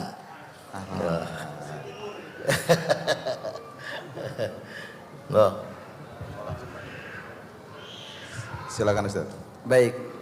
Pertanyaan yang pertama, apa perbedaan antara nabi dan rasul? Kalau rasul pasti nabi, tapi tidak semua nabi adalah rasul. Sehingga jumlah rasul dengan jumlah nabi banyak mana, Pak? Banyak nabi. Baik. Nabi Muhammad SAW beliau nabi dan sekaligus rasul. Dan di antara rasul itu saja ada yang pilihan Allah yang disebut dengan ulul azmi. Ada berapa rasul ulul azmi? Hanya 5. Coba sebutkan. Nimim. Nuh, Ibrahim, Musa, Isa, Muhammad alaihi wassalatu wassalam. Tayyib. Nabi Muhammad sallallahu alaihi wasallam adalah utusan Allah yang sekaligus rasul. Berdasarkan firman Allah dalam Al-Qur'an, Muhammadun Rasulullah walladzina ma'ahu asyiddau 'alal kuffari ruhama'u bainahum. Muhammad adalah Rasulullah, sehingga beliau nabi sekaligus rasul. Lalu apa perbedaan yang paling mendasar antara nabi dan rasul? Perbedaan yang paling mendasar, sebagian ulama menjelaskan, nabi adalah orang yang berdakwah tapi tidak diberi syariat khusus. Sedangkan rasul adalah orang yang berdakwah dan diberi syariat khusus. Maka syariatnya nabi itu mengikuti syariat rasul sebelumnya. Contohnya, ada banyak nabi setelah Musa. Nah, para nabi setelah Musa itu mengikuti syariatnya Musa, pakai Taurat. Sehingga para nabi setelah Musa seperti siapa? Nabi Yusha bin Nun, muridnya Musa, yang pernah mendampingi Musa menemui Khidir, itu namanya Nabi Yusha bin Nun. Beliau mengikuti syariatnya Musa, memakai Taurat. Demikian pula para nabi setelahnya. Sehingga para nabi ini untuk syariatnya mengikuti syariat Rasul. Nah, Nabi Muhammad SAW adalah Rasul karena beliau membawa syariat yang baru, sehingga syariat-syariat yang lama sudah tidak berlaku. Maka kaum muslimin diberi Al-Quran, dan itu adalah panduan mereka, sehingga mereka sudah tidak lagi berlaku untuk mereka Taurat dan Injil. Ini perbedaan yang paling mendasar antara Nabi dan Rasul. Meskipun ada khilaf di antara para ulama dalam mendefinisikan perbedaan ini, tapi ini salah satu di antara pendapat yang paling kuat. Baik, selanjutnya berkaitan dengan doa tanpa ilmu. Jadi yang dimaksud dengan doa tanpa ilmu itu adalah kontennya salah. Konten doanya salah, isi doanya salah. Misalnya minta kepada Allah permintaan yang dilarang oleh Allah. Contoh, ya Allah, mudahkanlah aku untuk berbuat maksiat. Ya tidak boleh. Ada sebagian orang yang berdoa kepada Allah agar diberi kemudahan dan kelancaran untuk melakukan transaksi riba. Saat mau utang ke bank, itu tawakal kepada Allah. Semoga nanti permohonannya dikabulkan. Nah, terus gimana ini? Kan dia mau berbuat maksiat dengan melakukan transaksi utang ribawi. Tapi dia berdoa kepada Allah, ya Allah mudahkanlah urusanku. Dan ini doa yang isinya maksiat. Rasulullah sallallahu alaihi wasallam menyebutkan, yustajabu lil abdi ma lam yad'u bi ismin wala qati'ati rahimin. Akan diijabai doa yang diucapkan oleh para hamba selama isi doanya itu tidak mengandung maksiat dan tidak memutus silaturahmi. Doa memutus silaturahmi contohnya gimana, Pak? Ada orang jengkel sama anggota keluarganya, lalu dia berdoa kepada Allah, ya Allah matikanlah fulan itu. Masya Allah ya, sampai minta kepada Allah agar orangnya diwafatkan. Nah, yang kayak gini berarti doa yang isinya mutus silaturahmi. Tapi kalau berdoa dengan bahasa Indonesia, dengan bahasa Jawa, bahasa ngapak ya, misalnya, boleh nggak kira-kira? Boleh. Orang ngapak, orang kepena. Sehingga Anda berdoa dengan semua bahasa yang Anda bisa, silahkan. Allah Maha mengetahui semua bahasa para hambanya, dan Allah mendengar semua ucapan hambanya. Sehingga kalau berdoa dengan bahasa apapun silahkan. Namun kontennya harus benar, isi permintaannya harus benar. Tidak boleh meminta sesuatu yang dilarang. Wallahu a'lam. Ya, terima kasih Bapak Sumarlan. Ya, yang masih 17 tahun apa tadi? 17 jalan. 17 jalan. Jalan jauh Pak ya. Ada lagi jamaah? Ada yang di sana. Siapa lagi selanjutnya? Masya Allah. Ada berapa mikrofon di belakang? Mikrofon 1 ya, Masya Allah. Baik, silakan. Silakan. Yang megang mikrofon dia menang ya. Silakan. Bismillahirrahmanirrahim. Mohon izin bertanya Ustaz. Untuk konsep keluarga menuju surga Firdaus, bagaimana contoh tarbiyah Nabi yang bisa kita teladani khususnya pada era digital ini yang mungkin kita lebih banyak memegang HP daripada memegang Quran sih. Jadi bagaimana konsep atau contoh tarbiyah Nabi agar kita terus termotivasi, tidak futur, tidak malas dalam berbuat kebaikan, amal solih, dan mengajarkan kepada pasangan dan anak keturunan kita agar tidak malas menuju amal solih yang tujuannya yaitu menuju surga Firdaus bersama. Terima kasih. Nama saya Nano. Mas Nano. Masya Allah. Barakallahu fikum. Baik. Kalau kita membahas tentang bagaimana cara yang ideal di zaman dan di era teknologi seperti ini, agar kita bisa mendidik keluarga kita untuk bisa masuk surga bareng-bareng. Prinsipnya seperti yang Allah sebutkan dalam Al-Quran. Qu anfusakum wa ahlikum nara wa quduhan nasu wal hijar. Jagalah dirimu dan anggota keluargamu dari neraka. Sehingga kita ditekankan oleh Allah Ta'ala, kalau pengen selamat dan bisa masuk surga bareng-bareng, jaga dirimu dan anggota keluargamu agar tidak masuk neraka. Ali bin Abi Thalib radhiyallahu anhu mengatakan ketika beliau menafsirkan ayat ini, addibuhum wa'allimuhum, ajarkanlah adab kepada mereka dan ajarkanlah ilmu agama kepada mereka. Makanya kalau kita bicara ideal, seharusnya yang ngajari istri dan anak itu adalah suami, kepala rumah tangga. Cuman kan tidak semua suami punya kemampuan seperti itu. Pak, gimana saya suruh ngajari anak baca Quran saja saya nggak bisa. Istri saya lebih solehah dibandingkan saya. Bapak bersyukur ya, dapat istri lebih solehah. Tayyib. Namun kalaupun terjadi demikian, Anda bisa titipkan ke orang lain. Anda bisa mengundang orang lain untuk ngajari anak dan istrinya, sehingga masih berada di bawah tanggung jawab suami. Maka kalau bisa bapak-bapak yang kami hormati, jika Anda menjadi kepala rumah tangga, jadikan rumah tangga Anda adalah rumah tangga yang sadar akan pendidikan Islam. Sadar pendidikan Islam, mungkin kalau anak insya Allah kita sudah praktek. Untuk istri gimana Pak? Kasih dia fasilitas untuk belajar agama. Sebagaimana Anda juga ingin belajar agama. Misalnya, ini ada nih program online, kamu bisa belajar selama 1 tahun atau 2 tahun, atau kursus secara online, sehingga tetap tidak harus pisah dengan suaminya, tapi masih bisa belajar. Nanti kalau biayanya berapa tak bayar. Nah, itu salah satu di antara upaya, berarti suami masih punya tanggung jawab, sadar pendidikan di mana? Di keluarganya. Dan bentuk yang lain untuk menjaga diri kita dan keluarga kita dari neraka, coba kita lihat hadis berikut. Hadis ini mengatakan, kullu lahmin nabata min suhtin fannaru aula bihi. Semua daging yang tumbuh dari harta yang haram, maka neraka lebih layak untuknya. Dan ketika kita ngasih nafkah untuk anak istri kita dengan harta-harta yang nggak bener, ya, yang haram, yang syubhat, kasihkan semuanya. Ingat, itu akan tumbuh jadi darah dan dagingnya. Wa kullu lahmin nabata min suhtin fannaru aula bihi.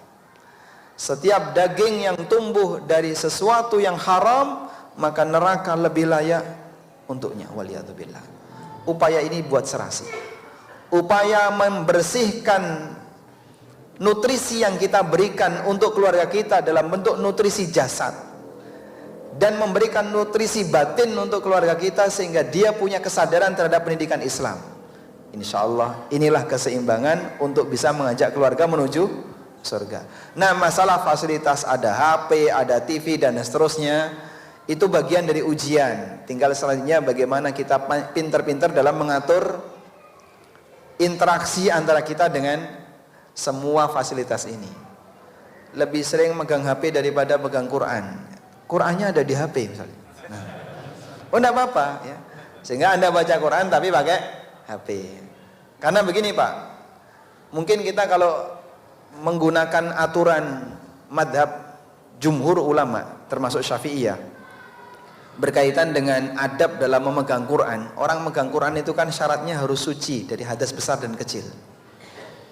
Nah kita mengkondisikan itu gak ngentut dalam waktu lama karena mau megang Quran, rasanya gak kuat Pak ya. Karena kan kita banyak makan ya. Paling 10 menit sudah ngentut, berapa menit lagi ngentut lagi. Sehingga kalau harus bawa mushaf kemana-mana, jadinya kita harus berwudu berulang kali. Tapi lain halnya kalau Bapak Ibu pegang mushaf, pegang Al-Quran. Anda kalau pegang Al-Quran, seperti ini ada teks Al-Qurannya. Jika Anda dalam kondisi tidak suci, dalam kondisi tidak punya wudu, Anda megang seperti ini terhitung megang HP. Tapi megang teksnya nggak boleh. Sehingga kalau kemudian ini dimatikan, ya, Anda matikan, sudah nggak kelihatan apapun, maka yang dipegang apa? HP. Meskipun di dalamnya ada Al-Quran. Dalam kondisi hadas nggak ada masalah. Sehingga ketika dibutuhkan dinyalakan, buka Qurannya bisa dibaca. Meskipun dalam kondisi hadas. Membaca Quran dalam kondisi hadas, nggak punya wudu, ijma ulama boleh. Tapi memegang Al-Quran dalam kondisi hadas, jumhur ulama melarang. Sehingga bedakan antara memegang dengan membaca. Kalau membaca tanpa megang, nggak punya wudu, hukumnya apa? Boleh, ijma ulama, sepakat ulama. 4 mazhab mengatakan demikian. Tapi kalau megang, nggak punya wudu, jumhur ulama melarang. Wallahu a'lam. Baik, ada lagi Pak tadi? Oh ya, satu lagi. Semakin malam semakin hangat ini.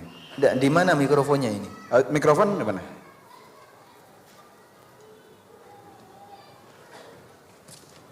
Ya, silakan Bapak. Saya juga sudah megang 3 pertanyaan lewat kertas Pak. Ini Pak.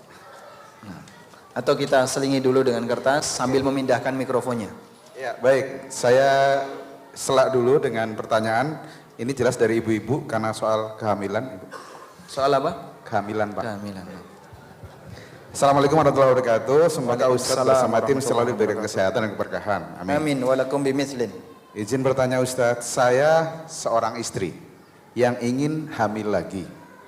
Tapi suami tidak mau saya hamil. Saya disuruh KB dan lain-lain. Kemudian ketika saya pernah hamil, suami menyuruh menggugurkan calon janin di rahim saya dengan alasan belum siap punya anak lagi. Pertanyaan saya, apakah boleh menggugurkan janin sebelum 4 bulan kandungan? Saya wanita, sehat, usia produktif. Jazakumullah khairan katsir. Apakah boleh menggugurkan kandungan Sebelum 4 bulan. sebelum 4 bulan? Baik, sebelum nyawa ditiupkan. Nah, jadi begini jamaah. Allah memberikan jaminan kepada hambanya itu dalam bentuk aturan. Allah ngasih jaminan ketika di dunia kepada hambanya dalam bentuk aturan. Contoh misalnya, siapapun yang masuk Masjidil Haram dijamin oleh Allah aman. Allah katakan, wa man dakhalahu kana amina. Barang siapa yang masuk ke Masjidil Haram maka dia aman. Tapi Pak, prakteknya orang kalau masuk Masjidil Haram kan nggak didampingi malaikat tuh Pak. Ada malaikat yang mendampingi, kemudian siapa yang nyentuh sampluk gitu ada? Ada nggak Pak? Nggak ada. Kita ketika masuk ke Masjidil Haram suasananya masih normal seperti manusia biasa yang punya banyak kelemahan, nggak bisa lihat belakang. Sehingga mungkin nggak ada orang ketika di Masjidil Haram kecopetan. Kejadiannya cukup banyak. Sampai pernah disinggung oleh Syekh Utsaimin tentang orang yang nyopet ketika tawaf. Karena dulu ada kasus kayak gitu. Ada orang yang ketika berada di Masjidil Haram dia membunuh orang lain, seperti kasus yang pernah terjadi pada Muhammad Juhaiman. Pernah membajak Masjidil Haram terus membantai banyak orang. Mungkin sekitar tahun 70-an atau 60-an itu. Sehingga ada banyak sekali orang yang mati ketika itu. Dia membunuh orang di Masjidil Haram. Loh, katanya siapa yang masuk dikasih jaminan keamanan. Itu maksudnya aturan. Siapapun yang masuk ke dalam Masjidil Haram, ingat Allah ngasih aturan, berikan dia jaminan keamanan. Sehingga kalau kamu ganggu keamanan orang yang berada di Masjidil Haram, kamu akan berhadapan dengan Allah. Karena ini apa? Aturan. Baik. Allah menyebut dalam Al-Quran, janin itu ditempatkan oleh Allah di tempat yang kokoh. Allah berfirman, "Tsumma ja'alnahu fi qararim makin." Kemudian aku jadikan janin itu berada di qararim makin, di tempat yang kokoh. Bapak Ibu, orang kalau latihan kekuatan itu biasanya setelah dia berlatih, Pak, kerasa kuat, yang dipukul itu apanya, Pak? Perutnya kan, yang dipukul itu perutnya. Wes kuat, wes saiki coba tak dipukul perutnya, dek, wah gak apa-apa, berarti sudah kuat. Petinju itu latihan kekuatan di perutnya, pegulat, pesilat itu latihan kekuatan di perutnya. Wahai istriku, Allah mengatakan janin itu berada di tempat yang kokoh. Saya mau membuktikan. Istrinya hamil, nggak bisa bayangin kita ya.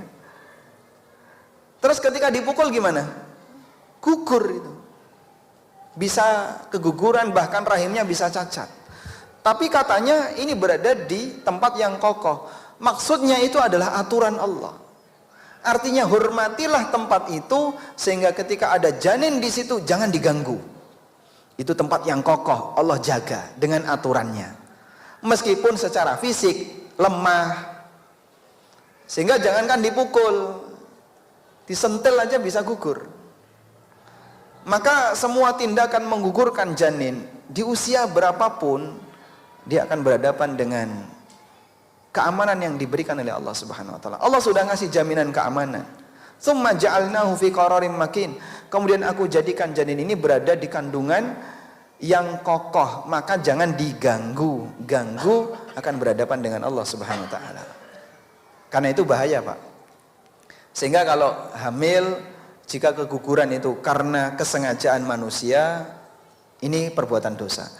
Tapi kalau keguguran karena tidak sengaja, misalnya kecelakaan atau faktor yang lain, kok keguguran, ini di luar kemampuan manusia dan pelakunya tidak berdosa. Wallahu a'lam. Baik, terima kasih Ustaz. Lanjut tadi yang sudah pegang mikrofon, Pak.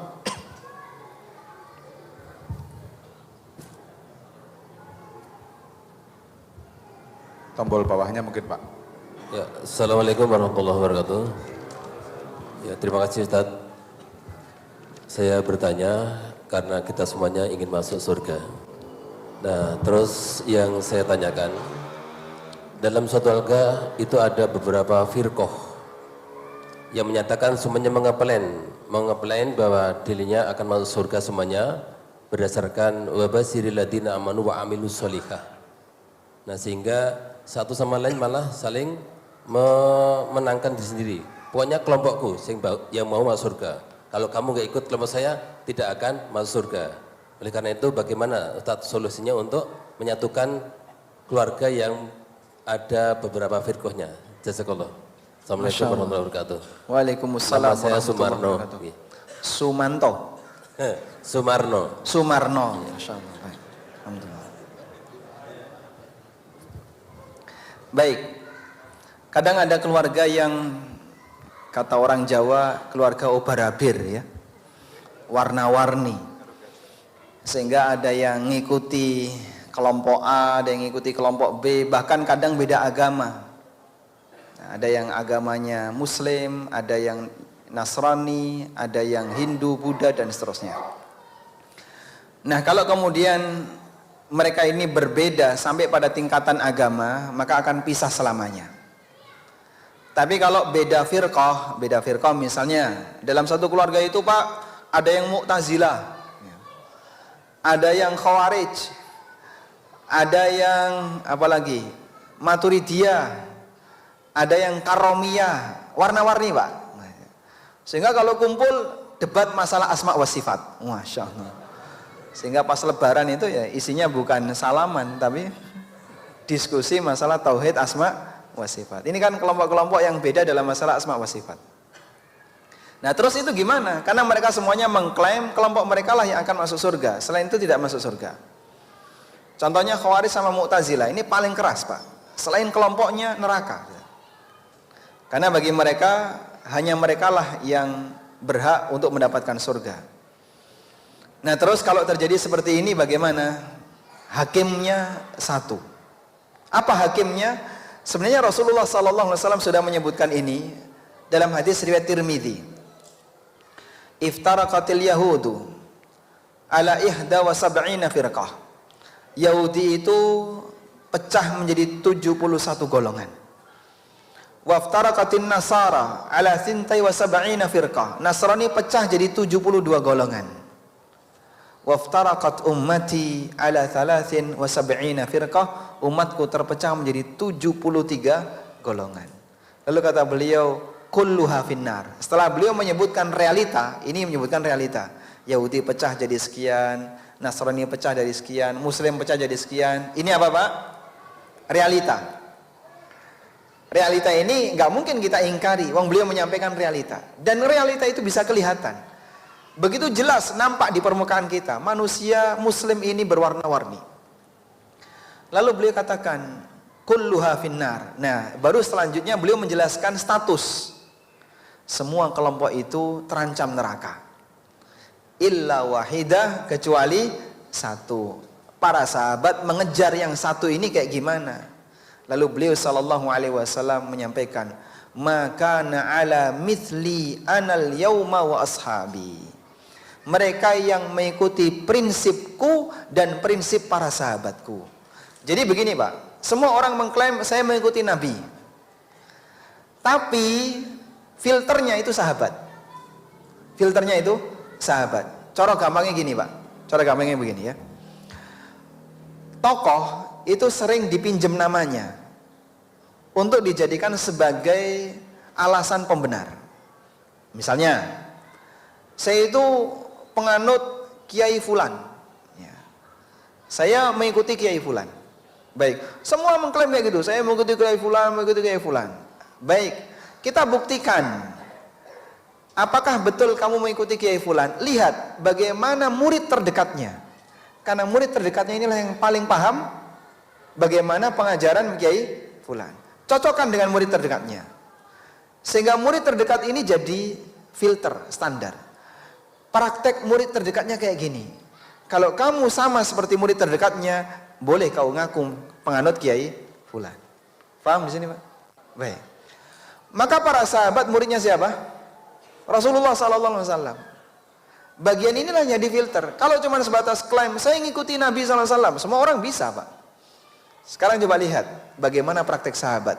Itulah filternya. Sehingga siapa yang akidahnya, prinsip beragamanya, cara dia beribadah niru sahabat, insya Allah klaim dia benar. Tapi kalau siapa yang akidahnya, kemudian prinsip beragamanya beda dengan sahabat, jangan sebut ngikuti Nabi SAW. Sehingga kalau ada kelompok yang benci sahabat, mengkafirkan sahabat, mungkin nggak dia mengikuti Nabi SAW? Tidak mungkin. Oh dia saja mengkafirkan Abu Bakar, mengkafirkan Umar. Contohnya Syiah. Ya. Sehingga kalau dia sudah mengkafirkan sahabat, mana mungkin dia mengikuti Nabi SAW? Atau misalnya kelompok yang membunuh sahabat, siapa itu? Khawarij, mengkafirkan Ali bin Abi Thalib, mengkafirkan Ammar bin Yasir dan beberapa sahabat yang lainnya. Yang tidak dikafirkan itu Umar dan Abu Bakar. Utsman ke bawah dikafirkan. Itu Khawarij. Mengkafirkan Muawiyah, Amr bin As, Abdullah bin Amr bin As dan masih banyak lagi sahabat yang dikafirkan. Mana mungkin kayak gini ngikuti Nabi sallallahu alaihi wasallam.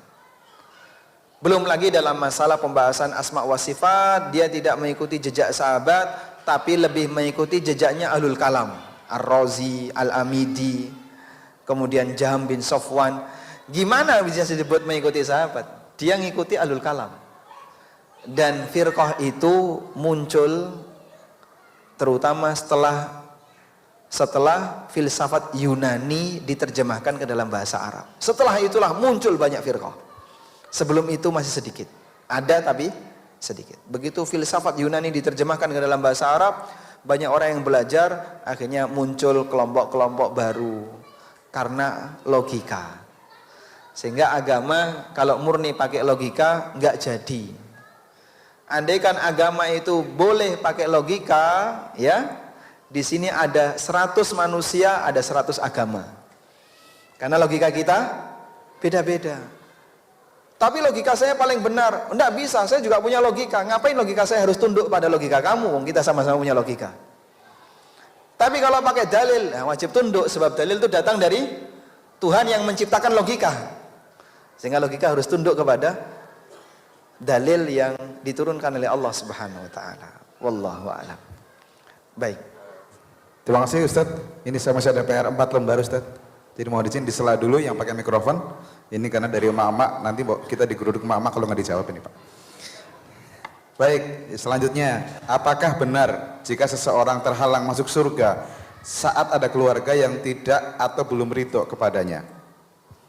Ada keluarga yang terhalang masuk surga karena ada anggota keluarga yang lain yang tidak ridho kepadanya.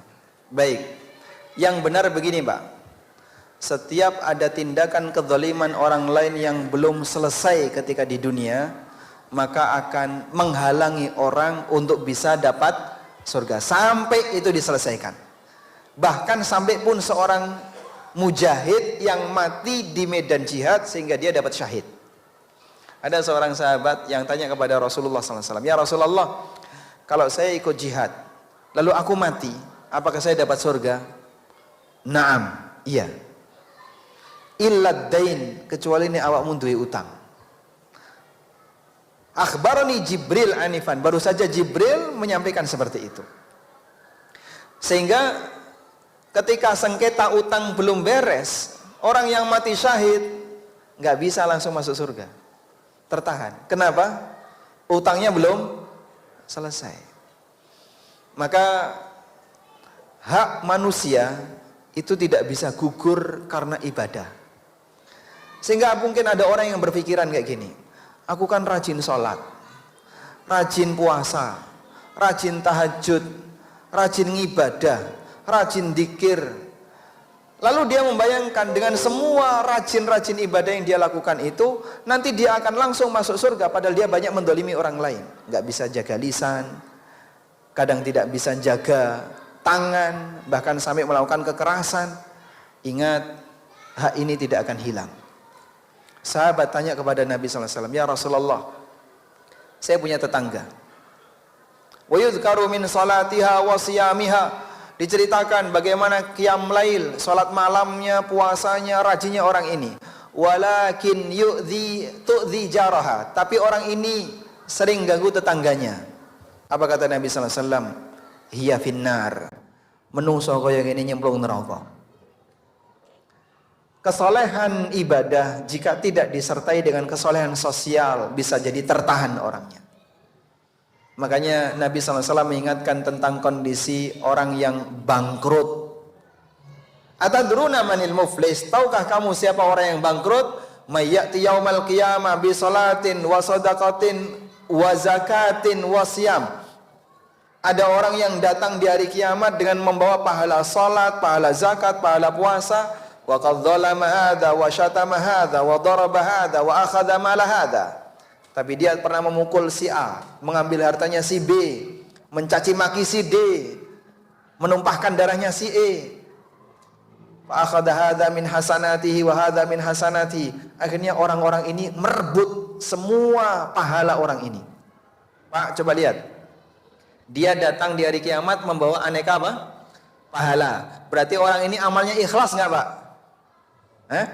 Ikhlas nggak? Apa buktinya? Jadi pahala dibawa sampai akhirat. Sehingga dia adalah orang yang amalnya ikhlas, ittiba Nabi SAW. Amalnya diterima. Tapi sayang, banyak berbuat zalim. Dan itu tanpa batas, baik keluarga maupun selain keluarga. Maka semua tindakan kezaliman, zulumatun yaumal qiyamah, adalah kegelapan di hari kiamat. Imam Syafi'i rahimahullah mengatakan, bi'sazad ilal ma'ad al-udwanu alal ibad. Sejelek-jelek bekal menuju akhirat adalah permusuhan dengan sesama hamba. Maka mumpung masih hidup, segera minta dihalalkan. Yang pernah kira-kira mendolimi orang lain, segera minta maaf. Wallahu a'lam. Baik, kita lanjut lagi karena waktunya sudah 20:40. Mau sampai jam 11 tadi apa ya? Tadi ada yang nantang sampai jam 11 malam katanya. Baik, ada lagi. Ustadz, saya mau tanya tentang adab berdoa. Pertama, bolehkah kita setiap sujud berdoa? Karena doa yang makbul katanya waktu sujud. 2, berapa durasi berdoa itu? Karena banyak yang saya minta, Ustadz. Terima kasih. Masya Allah. Baik. Jamaah insya Allah bertahan ya. Nggak lapar kan? Apa bahasa ngapaknya lapar, Mas? Oh kencang. Oh iya, angel nih nyebut ya. Baik. Jadi bagaimana adab dalam berdoa? Bolehkah kita berdoa setiap kali sujud? Silahkan. Yang penting Anda tidak terlalu telat dari imam. Sehingga kalau misalnya ibu-ibu yang sholat sendiri di rumah, tidak berjamaah, sholat maghrib 3 rakaat, berarti sujudnya berapa kali? 6 kali. Semuanya dipakai berdoa, silahkan. Rasulullah sallallahu alaihi wasallam menyebutkan, aqrabu ma yakunul abdu min rabbih wa huwa sajid, faqaminun ayyustajabu lahu du'a. Kondisi terdekat hamba kepada Allah adalah ketika dia sedang sujud. Sebab orang yang sujud itu dia letakkan anggota badan yang paling mulia, yaitu wajah, sejajar dengan kaki. Di saat dia semakin merendah, maka Allah semakin mengangkat derajatnya. Wa ma tawadha'a ahadun lillah illa rafa'ahu Allah. Apabila ada orang yang tawadhu untuk Allah, maka Allah akan angkat derajatnya. Orang itu semakin merendah, semakin mulia. Sehingga ketika orang itu dalam posisi paling merendah di hadapan Allah, dia paling dekat dengan Allah. Faqaminun ayyustajabu lahu du'a, maka berpeluang besar doanya diijabahi. Sehingga ketika sujud perbanyak doa. Terus durasinya berapa? Yang dimintakan banyak. Ketika sahabat dimotivasi oleh Rasulullah sallallahu alaihi wasallam, beliau menyebutkan, apabila seorang mukmin itu berdoa, maka ada 3 kemungkinan doanya akan diijabahi oleh Allah. Tolong Pak bedakan antara dikabulkan dengan diijabahi ya. Kalau dikabulkan kan diwujudkan sesuai permintaan. Kalau diijabahi itu maknanya direspon. Dan respon itu belum tentu sesuai permintaan. Bisa lebih baik, bisa jadi tabungan. Ketika seorang hamba berdoa kepada Allah, ada 3 kemungkinan ijabah dari Allah. Pertama, diberikan sesuai yang dia minta. Minta anak kasih anak, minta duit kasih duit ya. Yang kedua, dijadikan oleh Allah sebagai simpanan di akhirat. Yang ketiga, diselamatkan dari potensi bahaya yang andaikan itu terjadi, nilai kerugiannya setimpal dengan doanya. Ya Allah, berikanlah aku rumah bertingkat, mobil mengkilat. Terus apa lagi? Istri 4. Itu kalau di total, wah ini kalau di total rumah bertingkat, mobil mengkilat, total anggaplah misalnya plus istri 4, misalnya total 20M misalnya ya. Lalu dia diselamatkan oleh Allah dari mara bahaya yang andaikan itu terjadi nilainya sama dengan ini. Itu salah satu perwujudan doa. Ada banyak orang yang minta agar lolos PNS, keterima kerja di sini, keterima kerja di sini, tapi tidak dikasih oleh Allah seperti yang dia minta. Dalam satu kejadian dia diselamatkan oleh Allah dari aneka mara bahaya yang andaikan itu terjadi, mungkin nilai yang harus dia keluarkan sama dengan gaji yang harus dia terima ketika dia kerja. Baik. Lalu para sahabat mengatakan, "Idzan nukthir ya Rasulullah." Kalau begitu kita akan perbanyak doa ya Rasulullah. Nabi SAW mengatakan Allahu Aktsar. Allah lebih banyak lagi dalam mengabulkan doa. Karena kalaupun hamba itu berdoa kepada Allah, seperti yang disebutkan dalam hadis qudsi, ya ibadi law annakum fi falatin wa tas'aluni thumma u'ti kulla ahadin mas'alata. Wahai para hambaku, andaikan kalian berada di satu tanah lapang, dari mulai makhluk pertama sampai yang terakhir semuanya berdoa kepada Allah, lalu masing-masing doanya dikabulkan oleh Allah sesuai permintaannya, itu sama sekali tidak mengurangi kekayaan Allah, kecuali seperti jarum yang dimasukkan ke dalam lautan lalu diangkat. Fama baki, kira-kira air yang nempel di jarum berapa, Pak? Setetes. Muncul satu tetes. Satu tetes yang nempel di jarum dibandingkan lautan, kira-kira kalau pakai angka berapa, Pak, itu? 0,10 pangkat berapa per mil gitu kan ya. Orang nggak bisa membandingkan.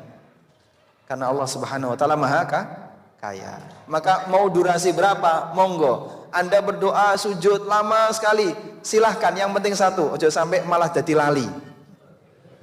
Saking suwene sujud, iki mau ning rakaat piro ya? Nah, itu nggak boleh ya. Ada keterangan seperti ini, kalau tidak salah disampaikan oleh Imam Abu Ya'la, salah satu ulama madhab Hambali. Beliau menjelaskan batasan lama sujud itu berapa lama. Beliau kasih acuan, selama orang tidak sampai lupa tentang sholatnya. Jadi kalau sujud terlalu lama sampai ketika bangun tuh, ini tadi sujud keberapa ya? Sujud pertama atau kedua? Nah itu kebablasan kalau kayak gitu ya. Nggak boleh. Wallahu a'lam. Baik, terima kasih Ustaz. Masih ada, saya habiskan kertas dulu ya Pak ya, karena ada yang menarik ini. Yang pertama, ini 2 pertanyaan. Untuk kasus anak-anak hasil pernikahan orang tua beda agama, lalu anak milih agama kafir, apakah orang tua kena dosa? 1. Yang kedua, adakah batasan umur? Jika sudah besar, berarti orang tua berlepas diri dari agama yang dipilih oleh anaknya. Ya, sudah. Baik. Ini bapaknya muslim atau non muslim? Tidak dijelaskan Pak. Nah, pernikahan antara beda agama dalam Islam yang diakui hanya lelaki muslim menikah dengan wanita ahli kitab. Allah Ta'ala berfirman di surat Al-Ma'idah, Al-yawma uhilla lakumut tayyibat wa ta'amul ladhina utul kitaba hilul lakum wa ta'amukum hilul lahum wal muhsanatu minal ladhina utul kitaba min qablikum.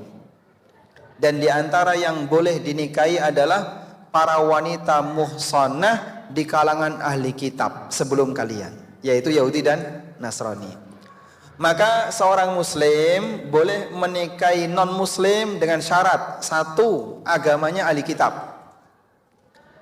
Yahudi atau Nasrani. Yang kedua dia wanita muhsanah. Muhsanah di sini maksudnya adalah bukan wanita yang mengumbar kehormatan. Kalau dia non muslim hobi berzina, ya, bekas kanan bekas kiri, terus seneng sama muslim, nah itu tidak boleh Pak dinikahi, karena dia wanita pezina. Dan wanita pezina tidak boleh menikah dengan seorang mukmin. Maka apalagi Nasrani, wanita Nasrani pezina, dia nggak tahu masalah kehormatan sehingga dia sudah berzina beberapa kali dan belum bertobat, nggak boleh dinikahi. Karena syaratnya harus muhsanah, bisa menjaga kehormatan. Baik, terjadilah pernikahan antara seorang lelaki muslim dengan wanita non muslim. Terus anaknya nggak boleh ada kesepakatan ya, nggak boleh ada kesepakatan. Nih anak lanang melu bapak nih anak wedok melu mbok nih, ini nggak boleh. Yang boleh begini, anak lanang podo karo bapak nih, anak wedok podo karo mbok nih, itu boleh ya. Sama apa? Kelamin. Tapi kalau dalam masalah agama, anak berapapun wajib mengikuti bapak. Karena ini diizinkan dalam Islam, fungsinya adalah agar sang suami bisa ngasih pengaruh kepada istrinya, sehingga ada peluang istrinya masuk Islam. Tapi kalau bapaknya adalah tipe orang yang ya, misalnya nggak peduli dengan pendidikan keluarga, apalagi dia fokus kerja, PJKA, pulang Jumat kembali Ahad. Ya. Lalu anaknya diserahkan kepada istrinya yang non muslim sehingga dia dididik dengan cara non muslim. Mohon maaf kalau kayak gini belum memenuhi syarat. Seharusnya pesan dakwah itu harus ada. Apalagi ketika suaminya bukan model orang yang berkarakter, ya, gampang kalah dengan istrinya, ditekuk-tekuk sama istrinya mau misalnya, Pak. Nah yang kayak gini belum waktunya untuk nikah dengan non muslim. Maka si bapak harus memperjuangkan bagaimana anaknya masuk Islam. Baik, selanjutnya kalau anaknya tetap milih agama non muslim gimana? Jika memang anaknya sudah dalam posisi dia nggak bisa dipaksa dan tetap milih agama non muslim, bapaknya tidak berdosa jika bapaknya sudah berdakwah kepada anaknya. Nabi Nuh tidak dituntut anaknya mati kafir. Tapi Nabi Nuh dilarang untuk mendoakan ampunan bagi anaknya yang mati kafir. Dan ini berlaku umum dalam masalah maksiat, Pak. Kalau anak bermaksiat, apakah orang tua dapat dosa jika orang tua tidak mengingatkan dosa? Tapi kalau orang tua sudah mengingatkan, tapi anak tetap bermaksiat, wala taziru waziratun wizra ukhra. Dosa seseorang tidak ditanggung oleh orang lain. Wallahu a'lam.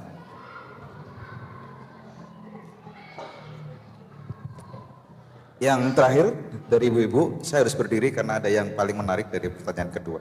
Yang pertama, tentang hukum nitip uang atau saham untuk usaha dagang dan kita mendapatkan hasil tiap bulan. Tapi bagi hasil per bulan disesuaikan dengan jumlah yang dititipkan. Misal, nitip 10 juta mendapatkan 150.000 per bulan, atau 20 juta dapat 300.000 per bulan, dan Flat seterusnya. itu ya? Flat? Sama Iya, gitu ya? oke. Dan seterusnya seperti apa? Satu. Yang kedua, ini kabar baik buat para lajang. Yang kedua, amalan apa agar mendapatkan jodoh yang soleh? Karena sudah ikhtiar, tapi kandidat belum sesuai yang diinginkan. Mohon maaf, karena saya butuh pendamping yang bisa membimbing dunia akhirat. Karena masih fakir ilmu, Ustaz. Ini yang paling penting, notnya saya bacakan. Barangkali kalau Ustadz punya calon, dengan senang hati saya terima. Jazakallah khairan. Nomornya ada di sini, Pak, lihat di layar ada. Silakan Hubungi nomor berikut. Coba kita tawarkan dulu ya. Ketua BDI gimana kira-kira? Oh, Masya Allah. Baik. Yang pertama tadi apa? Yang soal saham. Saham. Modal ya. Baik, ini keluar dari tema jauh sekali nih. Nggak apa-apa. Oh, dituruti saja ya. Beliau takut sama ibu-ibu. Jadi kalau kita melakukan praktek mudharabah atau musyarakah, salah satu di antara aturan yang berlaku, tidak boleh bagi hasil itu berdasarkan modal. Bagi hasil berdasarkan modal itu misalnya seperti ini. Nanti kamu kalau kamu ngasih modal ke saya 10 juta, Bapak saya kasih bagi hasil 5% tiap bulan. 5% itu ternyata dari modal. Jadi kan 5% kali 10 juta, flat terus seperti itu, 500.000 terus. Ini tidak boleh. Termasuk juga dengan nilai tertentu, itu tidak boleh dengan ijma ulama, sebagaimana keterangan As-Suyuti. Maka kalau ada orang yang misalnya ngasih modal 100 juta, kamu nanti tiap bulan saya kasih 1 juta tiap bulan, 1%. Dan itu flat, 1 juta terus. Maka yang kayak gini masuk kategori riba. Yang benar gimana? Bagi hasil itu harus sesuai kondisi hasil real. Hasil berapa? Bagi. Nah, porsi baginya ini yang dikunci. Misalnya 60, 40, 50, 50 silahkan. Angka ini sesuai kesepakatan. 50%, 50%. Sehingga nanti bagi hasil itu sifatnya fluktuatif. Sebab yang namanya hasil itu fluktuatif. Sehingga bagi hasil juga fluktuatif, kadang tinggi, kadang rendah. Itulah yang benar. Model seperti tadi masuk kategori riba. Dan seingat saya ini sudah pernah kita sampaikan ya dalam kajian yang lama dulu di Cilacap, pertemuan pertama Kita waktu diundang BDI itu pernah membahas tentang masalah permodalan. Yang kedua, doa apa agar bisa mendapatkan jodoh yang soleh? Berarti kalau Anda berharap punya jodoh yang soleh, Anda juga harus soleha, biar seimbang. At-tayyibatu lit-tayyibin, wat-tayyibuna lit-tayyibat. Orang yang baik untuk wanita yang baik, dan lelaki yang baik, wanita yang baik untuk lelaki yang baik. Sehingga kita imbangi. Sebagaimana para jomblower ya, dan jomblowati. Jadi sebagaimana ketika para jomblo lelaki ingin mendapatkan istri yang salihah, Anda harus berjuang untuk jadi orang baik dulu. Insya Allah dikasih oleh Allah pasangan yang baik. Untuk doa silahkan minta dengan bahasa apapun yang bisa Anda pahami. Dan tidak ada amalan khusus untuk ini, ya. Sehingga Anda tidak perlu datang ke mana misalnya pengobatan alternatif untuk dapat amalan mencari jodoh, itu tidak ada ya. Nanti malah disuruh mandi kembang tengah malam gak karuan ya. Sehingga cukup Anda memperbaiki diri sambil berdoa kepada Allah, dan tolong sadari bahwa lelaki di muka bumi ini tidak ada yang sempurna. Sehingga kalaupun Anda selalu dapat kandidat, kok ini gak cocok, sering nolak, nanti Anda yang ditolak. Betul Pak? Masya Allah. Duh, ini sepakat ya. Jadi sebagaimana kita tidak sempurna, maka calon suami kita, calon istri kita juga kadang tidak sempurna. Sehingga yang dijadikan acuan adalah Anda prioritas bagian mana? Saya prioritas yang ini Pak Ustadz. Baik, incar bagian itu.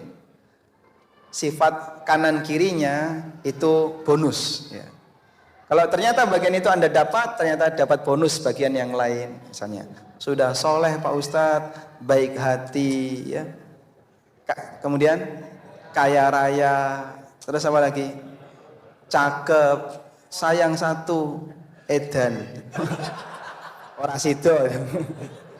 Masya Allah, wallahu a'lam. Pun cekap ini, atau gimana?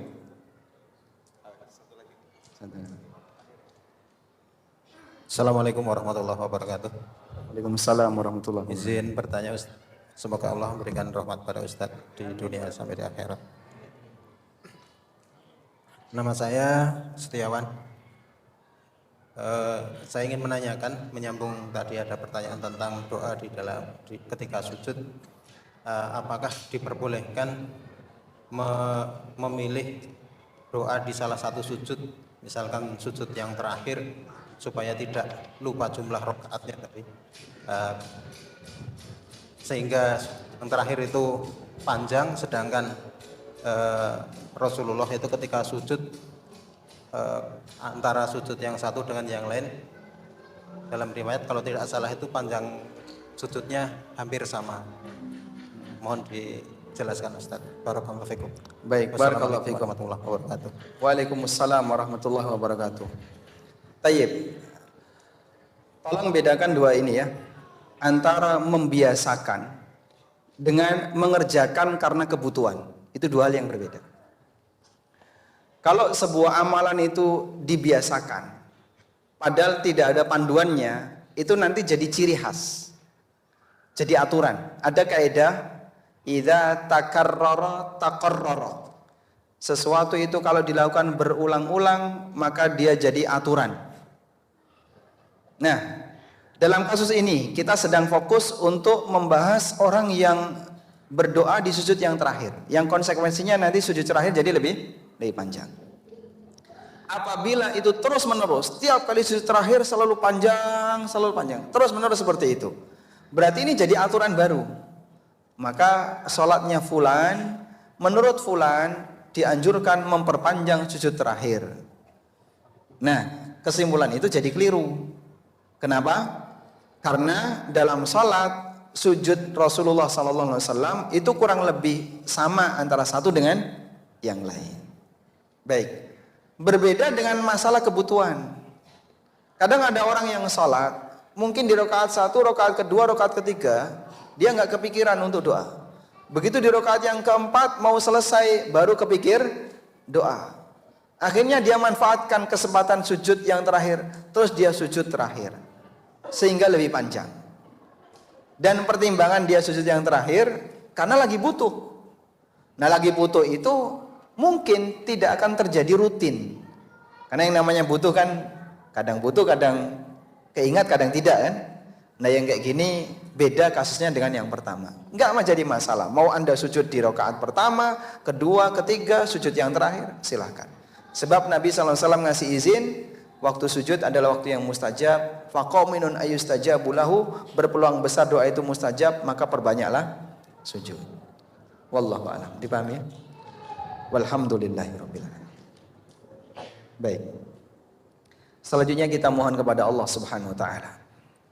Semoga Allah Ta'ala menjadikan ilmu yang kita pelajari ini ilmu yang bermanfaat, dan kita dijadikan oleh Allah sebagai hambanya yang bisa istiqamah sampai akhir hayat untuk selalu memegang iman. Demikian pula keluarga-keluarga kita, sehingga kita bisa bersama-sama menuju surga sekeluarga. Allahumma inna nas'aluka bi anna nashhadu annaka antallah la ilaha illa anta al-ahadu as-samadu alladhi lam yalid wa lam yulad wa lam yakul lahu kufuwan ahad. Rabbana ighfir lana wa li ikhwanina alladhina sabaquna bil iman wa la taj'al fi qulubina ghillan lil ladzina amanu rabbana innaka raufur rahim. Allahumma ighfir li hayyina wa mayyitina wa dhakarina wa unthana wa shahidina wa ghaibina wa dhakarina wa unthana wa saghirina wa kabirina. Rabbana hab lana min azwajina wa dhurriyyatina qurrata a'yun waj'alna lil muttaqina imama. Rabbana atina fid dunya hasanah wa fil akhirati hasanah wa qina adzabannar. Wa sallallahu ala nabiyyina Muhammadin wa ala alihi wa sahbihi wa sallam. Wa akhiru da'wana anil hamdulillahi rabbil alamin. Wassalamu alaikum warahmatullahi wabarakatuh. Waalaikumsalam warahmatullahi wabarakatuh. Jazakallahu khairan. Nur Bais dari